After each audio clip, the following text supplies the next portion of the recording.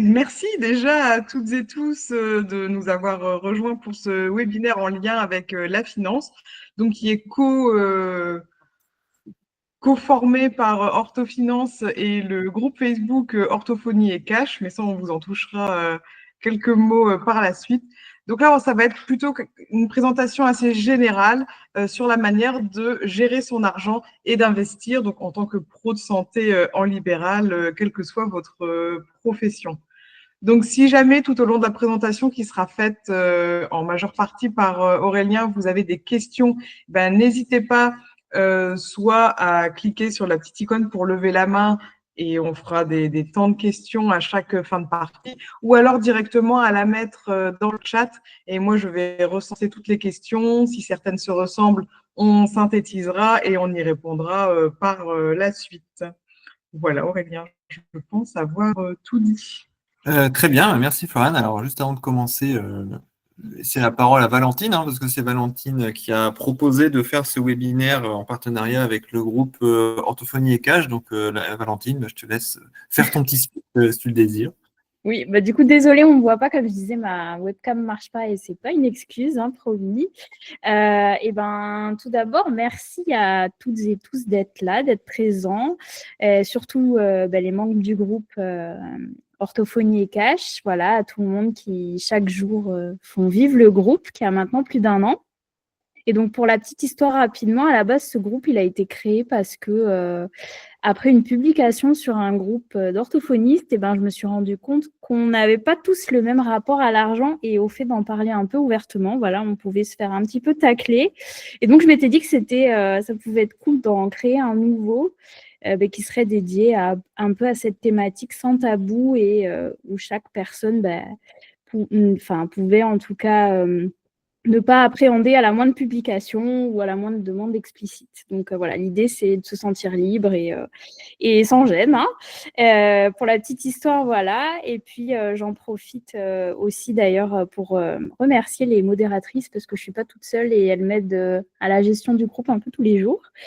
Et puis, pour faire le lien avec Orthofinance, en fait, à la base, je suis cliente. J'étais dans les premières, je crois. Et puis, j'ai été assez conquise par l'outil et de fil en aiguille, on a décidé de pouvoir un petit peu collaborer puisque c'est totalement en lien avec la thématique du groupe. Donc, ça tombait bien. Donc voilà comment on en est petit à petit arrivé là. Et puis pour rappel, si vous voulez en savoir plus sur cet outil précisément, il y a Aurélien et Floriane qui sont très disponibles. Et puis il y a les vidéos qui sont sur le groupe. Donc voilà, j'ai plus qu'à souhaiter un bon webinaire. Et puis avant Marie au premier regard ce soir sur M6. Voilà. On termine avant 21h alors. Oui, c'est pour ça. Ok, merci beaucoup Valentine. Alors, moi je me présente, je suis Aurélien, je suis un des cofondateurs d'Orthofinance avec Floriane, qui est sûrement mon épouse aussi. Voilà, accessoirement, je rigole. Et on a un ami développeur qui s'appelle Gabriel. En fait, on ne va pas vous parler beaucoup d'orthofinance ce soir, ce n'est pas le but. Simplement que vous sachiez d'où vient ce webinaire. Donc, l'idée du webinaire, c'est vous de parler de finance, de gestion financière et d'investissement, plutôt orienté pour les pros de santé en libéral.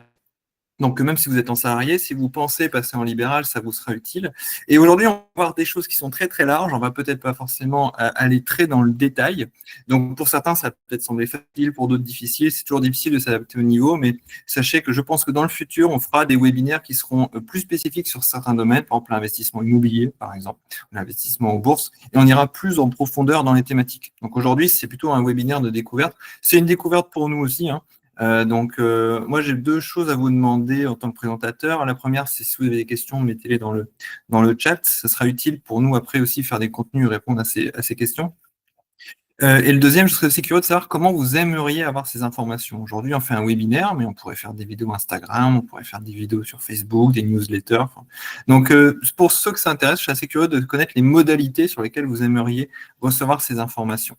Vous pouvez le mettre dans le chat et nous, on en tiendra compte dans le futur. À savoir que moi, j'ai pas de produit à vous vendre en investissement ni rien. J'ai pas un Pinel à vous vendre à la fin. J'ai pas d'assurance vie à vous vendre. Moi, le seul truc que je vends, c'est orthophonie. Et franchement, vous allez slide dessus, après on oublie. Donc, avançons un petit peu. Donc, au niveau du plan, c'est très large. Hein. Moi, j'ai envie de couvrir les finances personnelles, tout ce qu'il y a à savoir sur les crédits et les prêts, notamment les pièges qu'il y a là-dedans, des parties plus spécifiques sur les finances du cabinet, la fiscalité, les impôts, comment ça marche, enlever certains mythes qu'il y a autour de ça. L'investissement, hein, qui est un point très important quand même pour préparer sa retraite et pouvoir travailler sur son enrichissement, donc en bourse, immobilier, etc. Et une petite conclusion à la fin. Donc, alors, allons directement dans le vif du sujet. Les bases des finances personnelles, ça vous servira de tout temps, en pro ou en perso. Donc, qu'est-ce qu'on peut faire en termes de base? Alors, je suis désolé, il y a du texte. Moi, je ne suis pas le pro des slides pour faire des belles slides, donc au moins, c'est lisible après. Mais je vous les commente. En fait, la règle universelle, vous la connaissez tous. Le problème, c'est de le respecter. C'est que pour s'enrichir et au-delà de s'enrichir, juste pas avoir de problème, il faut que ses revenus dépassent ses dépenses. Alors, gagner plus d'argent qu'on en dépense. Alors, quand on est salarié, c'est entre guillemets facile parce qu'on a un salaire qui est fixe et on peut ensuite moduler ses dépenses. Mais quand on est professionnel de santé, on a souvent des revenus qui fluctuent. Donc, établir un budget, c'est-à-dire savoir prévoir son argent pour le futur, c'est beaucoup plus compliqué. Je prends en dessous l'exemple d'un kiné, par exemple. Un kiné, certains mois, il peut gagner 5 000 €, d'autres mois, 3 500. Donc, c'est quoi sa rémunération, en fait? C'est difficile à définir. On peut prendre des moyennes, on peut faire des médianes comme ça. Mais finalement, connaître son revenu utilisable, ça n'est pas quelque chose de vraiment simple. Donc, vous voyez, du point de vue de ce webinaire, en fait, un outil qui peut vous aider à faire ça, c'est Orthofinance. Donc, je vous montre typiquement à quoi ça ressemble et après on oubliera ça. Typiquement, ce que vous faites dans Orthofinance, vous mettez quelques données financières, hein, votre chiffre d'affaires, les dépenses mensuelles, etc. Et ça vous donne en fait l'épargne pour vos futures cotisations. Typiquement, si vous devez épargner pour payer votre futur URSSAF et carte PIMCO, c'est positif. Et si vous pouvez ressortir cet argent, c'est négatif. Et ça vous donne une rémunération utilisable. Donc, bon, pour moi, c'est un outil, forcément, on l'a inventé, donc on trouve qu'il est bien, mais je trouve qu'il est utile en termes de gestion financière parce qu'au moins, on sait combien on gagne vraiment. C'est-à-dire, on n'a plus cette peur de, OK, combien de régularisation, etc. Donc, bon, ça, c'est une manière, en tant que professionnel de santé, d'arriver à globalement déterminer son revenu utilisable et donc savoir si on gagne vraiment de l'argent à la fin. Donc, une fois qu'on a dit ça, quel est fondamental pour une bonne gestion financière? C'est un budget. Alors, je vais vous montrer après comment faire des budgets facilement parce qu'avec Excel, c'est compliqué. Mais un budget, qu'est-ce que c'est? Si on le définit, c'est un plan. C'est un plan pour gérer de l'argent. Et comme c'est un plan, la plupart des plans, c'est tourné vers le futur. Parce qu'on ne fait pas trop des plans sur le passé, on fait plutôt des plans sur le futur. Donc, on va chercher à estimer combien d'argent va être gagné et dépensé dans le futur. On va essayer de ne pas trop se tromper. Comme ça nous permet d'anticiper les dépenses, d'anticiper certains gains. Et le problème, alors c'est peut-être pas un problème, mais en tout cas, c'est un travail. Quand vous êtes en professionnel de santé, idéalement, il faut faire 2 budgets. Il faut faire un budget professionnel. Donc, dans le budget professionnel, les gains, ce sont tout ce que vous facturez. Les dépenses sont les charges sociales, le loyer, etc. Et à la fin, vous obtenez ce qu'on appelle votre bénéfice, donc qui n'est pas du tout simple à calculer. Orthofinance peut vous aider à calculer une forme de rémunération utilisable, mais c'est pas du tout la même chose que certaines rémunérations qu'on pourrait calculer qu'un comptable. Donc, il y a des définitions assez différentes. Et il vous faut aussi, idéalement, un budget personnel. Parce que même si vous étiez salarié, il faut quand même s'assurer qu'on gagne plus d'argent qu'on en dépense, qu'on peut rembourser ses crédits, etc. Donc, moi, je trouve que le budget, c'est vraiment un outil qui est assez intéressant et on peut le faire assez facilement. Donc, je vous donne des exemples. Alors, pour le coup, ils ne sont pas faciles à faire. Et moi, je ne vous conseille pas de faire un truc comme ça parce que c'est super compliqué. Mais ça peut ressembler à ça, un budget. Globalement, vous faites un fichier Excel avec différents mois. Vous mettez tout ce que vous gagnez comme argent. Vous faites une somme. Donc, généralement, quand on est salarié, ça va être assez constant. Et si vous êtes pro de santé, avec Orthofinance, vous pouvez réutiliser votre revenu utilisable pour le mettre ici. Et ensuite, là où on peut vraiment jouer, c'est sur les dépenses fixes. On va lister combien on paye le loyer, le crédit, les assurances, la nourriture, tout ça. Et à la fin, le budget va nous permettre de déterminer combien on a gagné, qu'est-ce qu'on peut mettre de côté, etc. Donc, pour moi, il faut faire toute une formation sur le budget si vous voulez, mais globalement, essayer d'avoir un mini-budget, c'est déjà vraiment une bonne pratique de gestion financière. Alors, je vous mets des liens souvent parce qu'en fait, c'est des petits outils que vous pouvez retrouver après sur Internet. Il y a un blog qui est super bien qui s'appelle Radin Malin. Alors, moi, je suis un gros radin aussi, donc je trouve que ce site est vraiment bien nommé et hyper intéressant. Et lui, il propose justement des Excel tout faits. Comme ça, vous n'avez pas besoin de le faire, en fait. Pas besoin de travailler trop. Vous remplissez les cases, ça vous fait un budget. Pour celles qui aiment bien les interfaces un peu plus léchées, globalement, il y a aussi des bonnes applications pour faire des budgets, notamment une qui s'appelle Bankin. Donc, Bankin, l'intérêt, ça va se connecter sur votre compte bancaire, ça va récupérer toutes les transactions, et après, vous pouvez les catégoriser. C'est un peu comme les logiciels comme Indy, mais appliqués en personnel, en fait. Donc là, vous voyez, par exemple, on a les différentes dépenses du mois d'avril 2022 pour la personne qui utilise Bankin ici. Donc, ça va mettre se dire, ah, j'ai peut-être un peu dépensé trop en restaurant, un peu moins sur les vêtements, etc. Donc ça, c'est bien, parce que c'est vrai que le fichier Excel a des petites limitations. Je trouve que Bankin, ça marche très bien. Et une autre application que je trouve sympa aussi, c'est Linkso. Ça fait globalement le même, mais si vous voulez essayer ces applications-là, bah, globalement, c'est des manières qui vous permettent de faire des budgets très rapidement. Donc, ça ne vous demande pas trop de travail, hein, parce que c'est comme la gestion du temps. La gestion du temps, on ne va pas passer plus de temps à gérer son temps qu'à faire des choses. Bah, l'argent, c'est pareil. Il faut avoir un minimum pour contrôler, mais ça ne sert à rien de passer sa vie à compter ses sous. Il vaut mieux faire autre chose pour gagner des sous ou alors se faire plaisir. Donc ça, c'était la partie budget.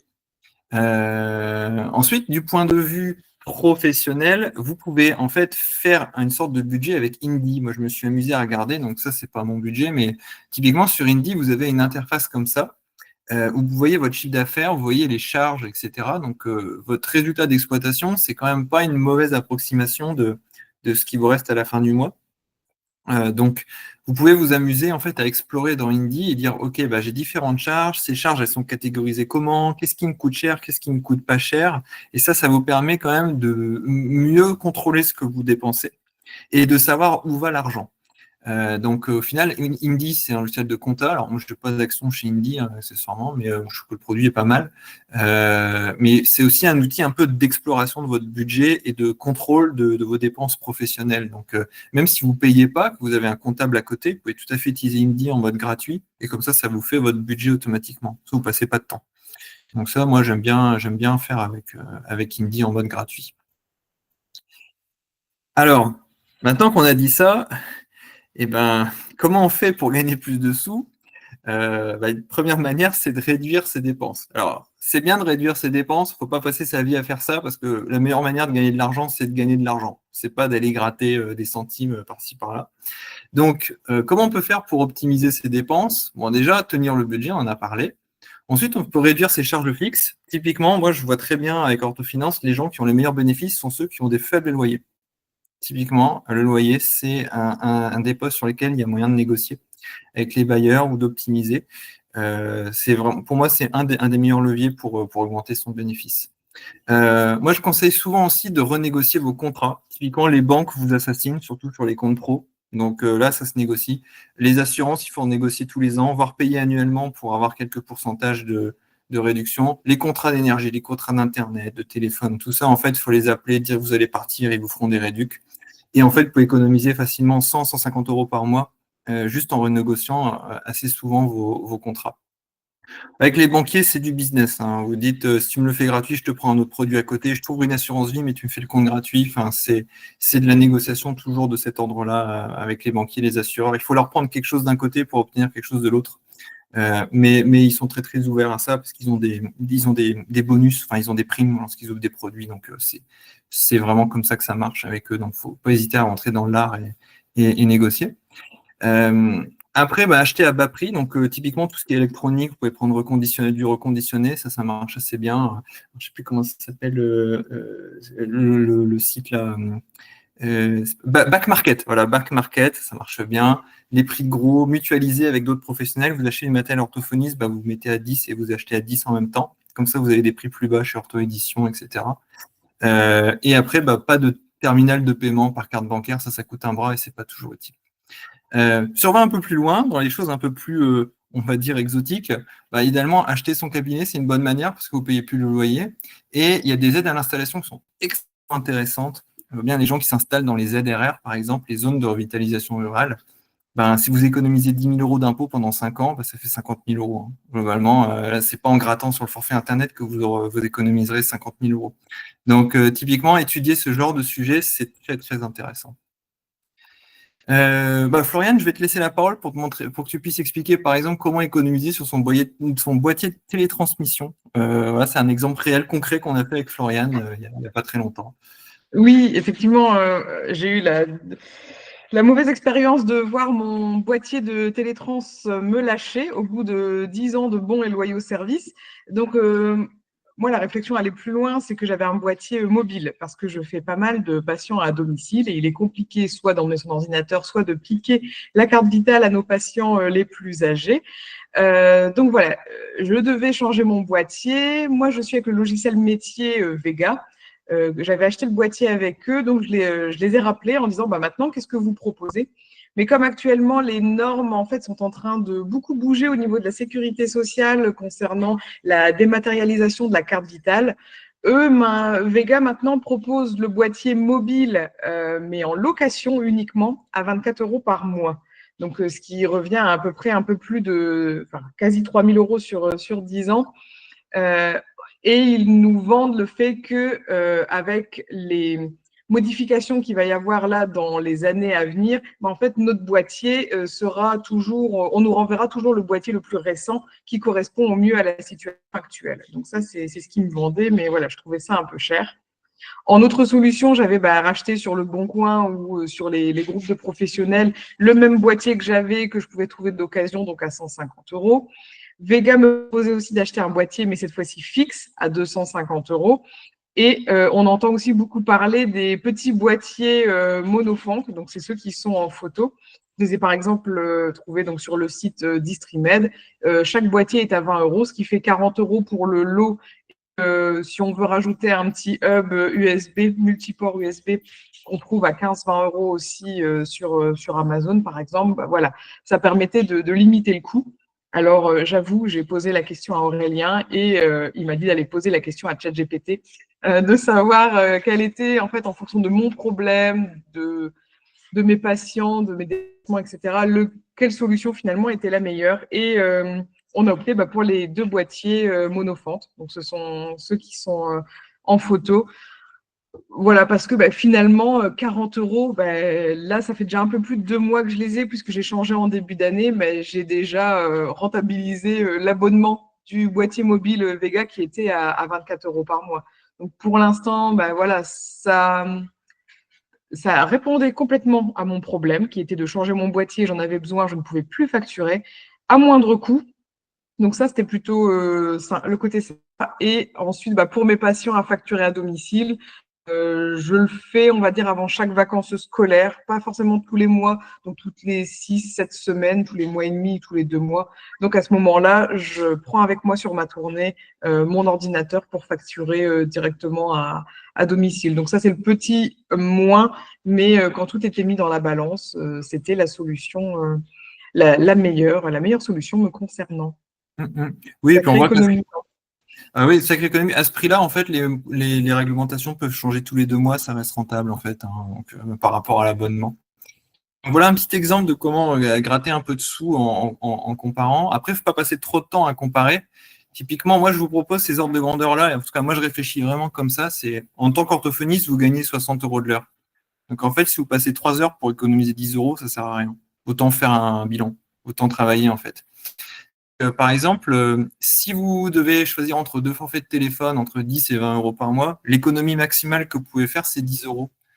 Mais en fait, 10 €, alors par an, vaut mieux regarder par an, ça fait 120 € par an. Donc en fait, il faut passer maximum 2 heures, sinon après, vous perdez de l'argent si vous comparez trop. Pour un devis travaux, par contre, 1 000 € de différence, vous pouvez passer 6 heures quand même, parce que voire 6-8 heures, vraiment bien comparé. Et le pire, c'est la voiture. Là, il faut vraiment y passer du temps, parce que quand vous économisez 10 000 €, ça fait quand même 166 heures de travail d'orthophonie. Donc, si vous passez 24 heures à analyser, c'est quand même rentable de passer ce temps pour la voiture, parce que sinon, si vous vous trompez, c'est 166 heures, donc une journée à 24, vous travaillez 12. En fait, ça fait quasiment plus de à peu près 15 jours de travail que vous travaillez uniquement pour rembourser l'erreur d'achat de la voiture. Donc, il faut passer d'autant plus de temps sur l'analyse des dépenses que c'est une grosse dépense et il ne faut pas passer du temps sur les petites choses. Là, je vous ai mis un petit tableau, mais c'est vraiment ce que j'ai dit, vraiment juste calculer en fait le temps qu'il faut par rapport à l'économie possible. Ça, vous pourrez le revoir après, il n'y a pas de problème. Moi, la partie que je préfère, parce que les économies, ça a une limite, c'est comment on augmente ses revenus. Alors moi, j'ai interrogé beaucoup de gens grâce à Orthofinance dans nos clients et j'en ai demandé comment ils font. Je peux vous donner vraiment les conclusions que j'ai tirées de ces entretiens qui sont pas du tout étonnantes, mais en fait, j'ai plein d'exemples concrets de gens qui le font. Comment vous faites pour bien gagner en orthophonie ou sur les métiers libéraux? Bah, les heures de travail. C'est qu'on plus vous faites des heures, mieux ça marche. Et en fait, souvent, l'astuce, c'est de travailler durant les vacances scolaires. Souvent, pour les orthophonistes, c'est pas acquis. Pour les infirmières, ça, c'est peut-être déjà plus simple. Même les kinés, il y a beaucoup de gens qui partent en vacances. Mais si vous arrivez à avoir des patients durant les vacances, ça, c'est clairement un facteur qui permet de gagner beaucoup plus.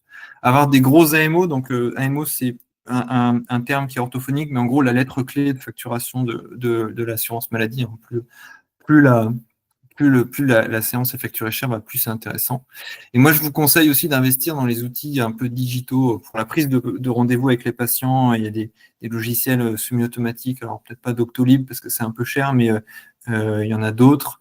Des outils pour vous aider sur la rédaction des bilans, tout l'administratif, sur les rendez-vous qui ne sont pas honorés, avoir des patients volants que vous pouvez placer dans des créneaux pour ne pas avoir de trous. Et idéalement, pas trop de transport, parce que plus vous faites de transport, plus vous dépensez, plus vous perdez de temps. Donc, c'est pas hyper habile quand on est pro de santé, en fait, de faire beaucoup de déplacements. Alors, sauf infirmière à domicile, hein, bien sûr, là, c'est un cas particulier. Et ensuite, quand vous avez un peu maximisé ce que vous pouvez faire sur la partie pure orthophonie médicale, vous pouvez développer d'autres activités. Typiquement, ce qu'on voit beaucoup, c'est la formation. On voit beaucoup aussi l'édition de matériel pour les orthophonistes. Ça, c'est une bonne manière aussi de continuer à développer vos revenus en décorrélant ça du temps de travail hein, que vous notez, et surtout en décorrélant des contraintes que met l'assurance maladie, vu que l'assurance maladie contrôle votre revenu aussi. Hein, vu que vous pouvez, à part si vous faites des déplacements d'honoraires, mais généralement, c'est eux qui contrôlent ce que vous pouvez faire. Donc voilà, ça c'est des petites choses à avoir en tête. Je trouve que c'est tout le fruit de mes entretiens, c'est quand même globalement ça. Hein. Il n'y a pas de magie non plus pour gagner plus en tant que pro de santé. Un autre conseil qu'on peut vous donner aussi, hein, c'est anticiper les périodes creuses. Souvent pour les orthophonistes, c'est le mois d'août où il n'y a personne, mais surtout par rapport aux salariés, en tant que pro en libéral, vous n'avez pas de chômage.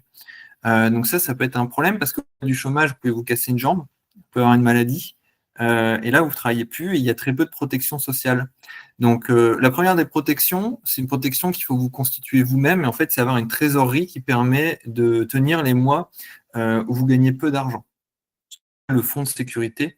Ce fonds de sécurité-là, en fait, on l'estime toujours entre 3 et 6 mois de charges fixes. C'est-à-dire qu'il faut regarder combien vous dépensez en un mois avec votre cabinet, l'Internet, le loyer, les assurances, tout ça, tout ce que vous ne pouvez pas réduire.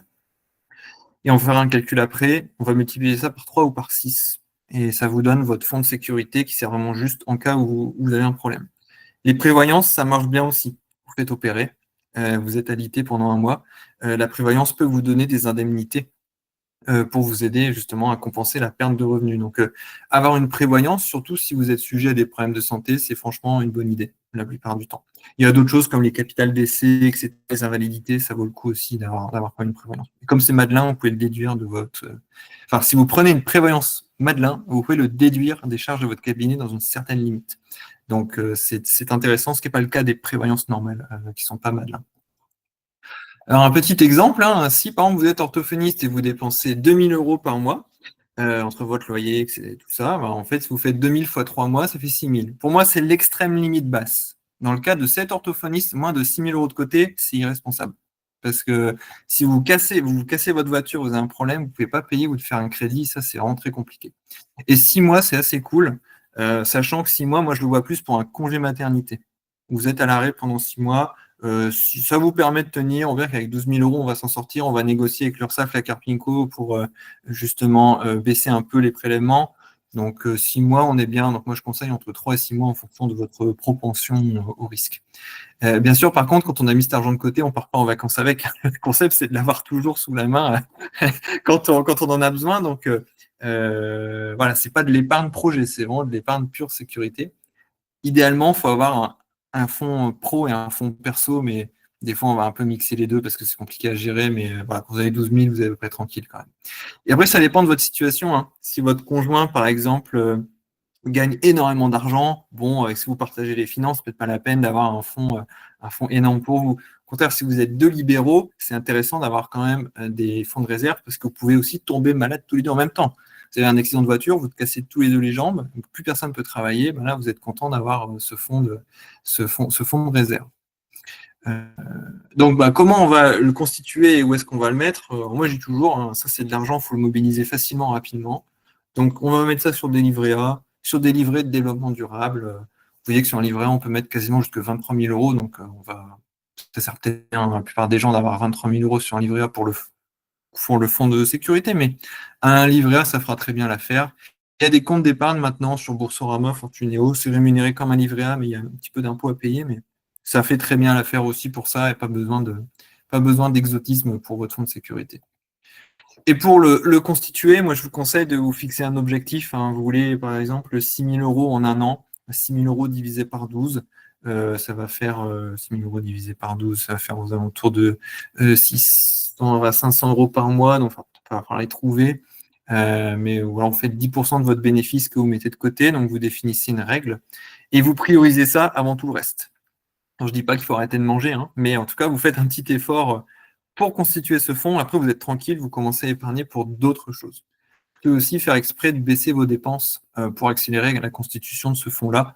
Moi, ça ne me choque pas qu'un professionnel libéral mette 1 à 2 ans pour constituer le fonds de sécurité en début d'activité, par exemple. Mais il faut essayer de l'atteindre à un moment quand même. Alors voilà, fin de la première partie sur les bases. Maintenant, je vais vous montrer des choses sur les crédits et les prêts, parce que ça, c'est un vrai obstacle à l'enrichissement et c'est un vrai danger quand on est professionnel de santé, parce qu'il ne faut surtout pas avoir trop de crédits et avoir les bons crédits sur les bons achats. Donc, je vais vous donner quelques infos. Donc, moi, la question qui m'obsède tout le temps, c'est dans quel cas est-ce qu'on peut faire des crédits et dans quel cas on ne peut pas. Et notamment, vous allez je n'ai pas le même avis que la plupart des gens sur ce sujet-là. Donc, pour moi, je vous ai écrit la phrase, c'est mon raisonnement, c'est un crédit, ça se justifie si le fait d'acheter maintenant quelque chose, ça vous apporte un avantage significatif par rapport au fait d'acheter plus tard. C'est-à-dire que vous n'avez pas économisé puis acheté, vous avez acheté, vous remboursez. Vous faites ça, vous payez des intérêts. Donc, comme vous payez, il faut qu'il y ait un avantage. Donc, il faut qu'il y ait un avantage qui est immédiat. Et surtout, comme vous payez des intérêts, il ne faut pas que le coût des intérêts soit supérieur au coût de l'avantage que vous avez. Parce que sinon, ça ne sert plus à rien. Donc, on va faire un exemple, vous allez comprendre. Est-ce que je dois faire un crédit pour acheter un canapé, par exemple? Est-ce qu'avoir un canapé, ça m'offre un avantage immédiat maintenant plutôt que plus tard? Bon, moi, je ne vais pas gagner plus d'argent si j'ai un canapé. Voilà, bof. Donc, globalement, moi, je dirais, pour un canapé qui est du confort, on ne fait pas de crédit. Voilà. On prend un canapé pas cher et on l'achète cash. Mais on ne fait pas de crédit. Pour une voiture, c'est là où il y a le piège. Enfin, des gens peuvent tomber dans le piège. Une voiture, de base, on ne fait pas de crédit. Il faut toujours l'acheter cash, sa voiture. Ça veut dire qu'il ne faut pas acheter des voitures à 100 000 euros, parce que ça ne marche pas. Il faut acheter une voiture cash si possible, sauf, dans votre cas, vous êtes libéraux, donc la règle ne compte pas. Si pour travailler, vous avez besoin d'une voiture, dans ce cas-là, ça vaut le coup de faire un crédit. Parce que ça vous apporte l'avantage de pouvoir travailler, de faire des déplacements, de vous rendre à vos domiciles, d'aller à votre cabinet. Donc, OK pour faire un crédit. Par contre, il faut faire acheter une voiture dont le prix est proportionné. C'est-à-dire, si vous achetez une voiture qui est ultra luxueuse, vous n'avez pas besoin de luxe pour travailler. Vous avez besoin de vous déplacer d'un point A à un point B. Donc, le crédit, c'est OK pour une voiture qui est normale, pas trop chère, et dont le prix est correct par rapport à votre revenu. Et faire un crédit pour s'acheter une voiture plus grosse alors que ça ne vous apporte pas d'avantage, moi, j'aurais tendance à dire, non, pas trop. Et de toute façon, la bonne manière de regarder à ça, c'est quelles sont les mensualités. Si les mensualités deviennent significatives par rapport à votre revenu, c'est vraiment une mauvaise idée. Après, idéalement, dans les voitures, moi, je ne sais pas faire, mais il y a des gens qui arrivent à gagner de l'argent avec les voitures en les achetant pas cher, en vendant plus cher. Ça, c'est le top, mais c'est extrêmement difficile à faire. Donc, typiquement, le crédit des voitures, la plupart des gens pensent qu'il faut l'acheter à crédit. Un crédit, c'est aussi une LOA, par exemple. Attention, le LOA, c'est intéressant en termes de gestion de trésorerie, mais ce n'est pas intéressant en termes de coût. Ça vous coûte vraiment plus cher de prendre un LOA que d'acheter et de revendre après. Et maintenant, bah, la résidence principale. Alors, de toute façon, bon, pour acheter l'immobilier cash, c'est un peu compliqué, mais globalement, vous doutez que dans ce cas-là, si acheter sa résidence principale à crédit, c'est intéressant parce que vous habitez déjà dedans et vous économisez des loyers. Donc, de manière générale, si on souhaite acheter sa résidence principale, il faut le faire à crédit et on va généralement ne pas acheter de l'immobilier cash. Il y a d'autres raisons en termes d'investissement, mais pour moi, l'immobilier cash, c'est vraiment une mauvaise idée. Il faut toujours faire un crédit, même si on n'avait théoriquement pas besoin. Je vous expliquerai ça après. Un appartement à louer, bah là c'est encore mieux parce que vous percevez des loyers, donc vous percevez des loyers dès maintenant plutôt que plus tard. Donc le crédit se justifie totalement dans l'immobilier en fait. Je vous montre un petit truc parce que des fois les gens me disent ouais on paye les intérêts avant le capital, etc. Alors je vous ai fait des petites simulations pour que vous voyez en fait comment ça marche. Là vous avez les années en abscisse et là vous avez le montant du crédit que vous payez. Donc là c'est un crédit de 30 000 euros sur 7 ans à 5%. En rouge, c'est les intérêts que vous payez, et en bleu, c'est le capital que vous remboursez. Donc en fait, vous payez toujours un peu de capital et un peu d'intérêt, mais en fait, vous payez beaucoup d'intérêt au début et la fraction d'intérêt diminue avec le temps. C'est pour ça qu'on dit qu'on paye souvent les intérêts en premier, mais en fait, on ne paye pas tous les intérêts en premier. On paye une grande part d'intérêt la première année et cette part diminue au fur et à mesure. Et je vous montre ce qui se passe sur l'immobilier parce que vous allez voir que c'est une autre histoire. Sur un crédit sur 20 ans à 4%, 300 000 euros, vous voyez qu'au début, la moyenne de mensualité, ce sont des intérêts. Donc en fait, là, vous capitalisez rien du tout, vous payez la banque, et le bleu, c'est ce que vous gardez pour vous.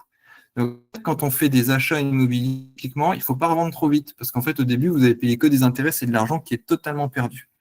Donc, sachez qu'en fait, le taux, c'est ultra important, et si on mettait par exemple de 4 à 1%, vous verriez qu'on n'aurait quasiment plus rien en fait en termes d'intérêt ici. Donc, voilà un peu comment on paye les intérêts dans les crédits. Et ce que ça veut dire payer beaucoup d'intérêts au début, c'est pas qu'on les paye tous d'un coup, c'est juste qu'on paye une fraction qui va une fraction qui va décroître d'intérêts au fur et à mesure. Voilà, donc je termine la partie prêt-crédit. Moi, j'ai un avis très tranché là-dessus. Bien sûr, toutes les situations sont différentes, hein, mais voilà un peu mes règles de pensée là-dessus. Alors, je vais peut-être passer cette partie-là qui n'est pas hyper intéressante et on va y revenir après. Je vais plutôt aller sur la fiscalité parce qu'on va revoir ça de manière indirecte. Parce que pareil, il y a beaucoup de gens qui me disent même l'impôt sur le revenu, histoire de tranches, etc., on comprend rien. C'est vrai, on comprend rien. Je vais vous montrer des graphes. Moi, je trouve qu'on comprend mieux avec des images. Mais je vous montre déjà du point de vue du cabinet quels sont les différents impôts que vous payez. Donc, moi, j'appelle ça la chaîne des taxes, en fait. Donc, toute la partie gauche, c'est votre cabinet. Et à droite, c'est vous en tant que personne physique. Donc, vous, en tant que personne, ce n'est pas la même chose que votre cabinet, parce que votre cabinet, c'est une entreprise individuelle. Donc, en fait, quelles sont les charges que vous payez, les taxes que vous payez? Mais en fait, quand vous facturez, vous payez des charges sociales, hein, la fameuse URSSAF et Carpinco, et vous payez de la CFE aussi. Alors, CFE, 10 000 euros, non, ça c'est n'importe quoi. Hein. C'est pas 10 000 euros, vous enlevez 2 zéros quand même, heureusement. Et à la fin, vous avez un résultat. Et après, sur ce résultat, vous payez l'impôt sur le revenu. Donc, l'impôt sur le revenu, c'est toujours quelque chose qui est personnel et qui dépend de votre situation, notamment situation matrimoniale et familiale, si vous avez des enfants, conjoints, etc. Il y a un petit cas aussi où vous pourriez payer de la taxe foncière si votre cabinet possède le lieu dans lequel vous exercez. Moi, je vous déconseille que ce soit votre cabinet qui achète les murs. Il vaut mieux l'acheter vous-même en tant que personne physique. On verra ça après, mais pas censé. Il vaut mieux. C'est pas idéal de mélanger tout ça. Donc, nous, on va les charges sociales, on n'en parle pas aujourd'hui. On va parler vite fait de la CFE et surtout, on va parler de l'impôt sur le revenu parce que c'est là où il y a beaucoup de confusion. Et en fait, des fois, les gens prennent des mauvaises décisions parce qu'ils ne comprennent pas comment ça marche et c'est vraiment dommage. Donc, l'impôt sur le revenu, c'est un impôt avec des tranches. Alors, moi, quand on me montre ça, je ne comprends rien à chaque fois. On me dit, on parle de pourcentage, etc. Alors, je vous ai fait un graphe. Moi, je comprends beaucoup mieux avec le graphe. En fait, votre impôt sur le revenu, c'est ça. En gros, ça, c'est le revenu qui est imposé. Donc, souvent, c'est votre bénéfice, mais il y a des pires traitements quand même. Et là, vous avez le montant de l'impôt. Donc, en fait, entre 0 et 11 000 euros de revenus, vous ne payez pas d'impôt. C'est cool. Ensuite, à partir de 11 000, vous êtes sur la tranche à 11%, jusqu'à peu près 30 000. Et après 30 000, vous payez 30% d'impôt sur ce que vous gagnez. C'est-à-dire qu'une fois que vous avez plus de 30 000 euros de gains, vous payez 30%, donc 30 centimes d'impôt à l'État. Ça continue, et alors là, il y a peu d'orthophonistes qui arrivent là, mais ensuite on passe sur la tranche à 41%. Mais ça concerne quand même vraiment pas beaucoup de monde, surtout si vous êtes marié. Mais quand on voit ce graphe, on se rend compte d'un truc, c'est qu'on ne peut pas gagner moins d'argent en sautant d'une tranche. On ne peut pas passer de la tranche de 11 à la tranche de 30 en perdant de l'argent. C'est juste que sur chaque euro que vous allez gagner en plus, on va vous prendre plus d'impôts.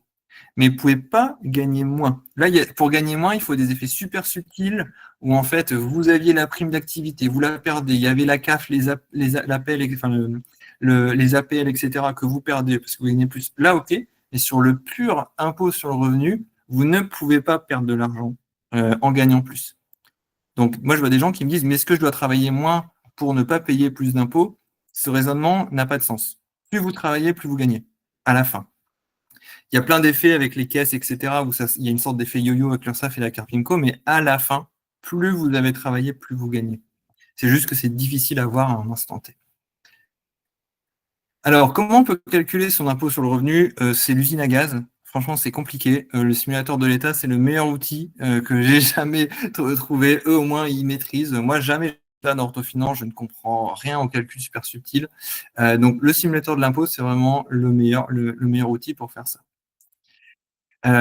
Ensuite, les Français ils n'aiment pas payer des impôts, donc on me demande aussi comment je fais pour payer moins d'impôts. Pour payer moins d'impôts, c'est simple, hein. Si vous êtes ici dans votre revenu, vous essayez de baisser votre revenu. Donc, comment on fait pour baisser le revenu, mais tout en gagnant quand même de l'argent? Globalement, ça, c'est l'astuce classique, hein. Il faut être au régime réel, parce que le régime micro-BNC, ça ne marche pas pour faire ça. Mais il faut faire passer un maximum de dépenses sur votre cabinet.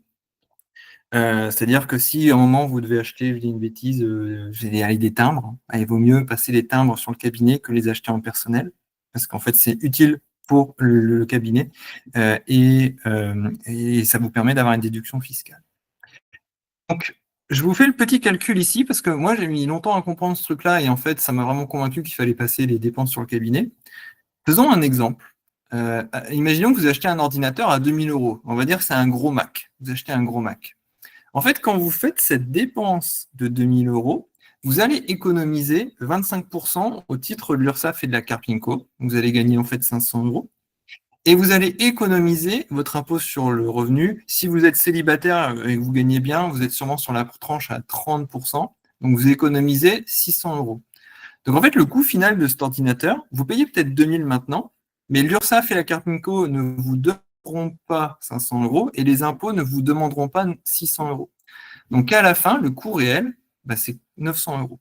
Donc quand vous achetez avec votre cabinet, vous ne payez que 45% du prix. Alors que si vous acheté avec votre argent perso, vous auriez payé 100% du prix.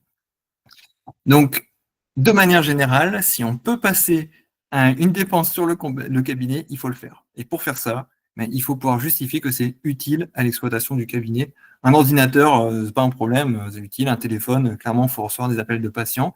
Il y a des cas où c'est plus compliqué, c'est à voir avec le comptable. On pourrait discuter de plein de cas, mais c'est un art, hein. C'est vraiment un art de savoir ce qu'on peut passer ou pas. Il n'y a pas vraiment de liste arrêtée. Ça dépend comment vous justifiez ça. Plus vous pouvez passer de dépenses, mieux c'est. Bien sûr, il ne faut pas commencer à dépenser juste pour baisser les impôts, hein. Baisser les impôts n'est pas un objectif. Ça, on s'en fiche. Payer plein d'impôts, c'est super, ça veut dire qu'on gagne plein d'argent. Mais ce qu'il faut, par contre, c'est si vous faites une dépense et qu'il faut la faire, on peut la passer sur le cabinet, c'est le top. Alors Manon demande pourquoi c'est 25%. C'est les formules de calcul de l'URSSAF et la Carpinco, en fait. C'est une simplification. C'est une simplification que je fais. Quand vous faites 25%, la plupart du temps, vous ne vous trompez pas. Et la formule est plus compliquée que ça. C'est des sommes de différents pourcentages qu'on peut approximer à 25%. Pas si vous gagnez très peu. Si vous gagnez très peu, ça ne fonctionnerait pas comme ça. Mais si vous avez un bénéfice entre 20 et 40 000, on est globalement à 25% pour les deux. Quelles dépenses je passe, vous pourrez voir après, et je ne veux pas non plus. Voilà, les défiscalisations classiques aussi, comment faire pour payer moins d'impôts. Très bonne défiscalisation, le mariage. Donc dites ça, si vous n'êtes pas marié, dites ça à votre conjoint. Ça peut-être que ça le motivera.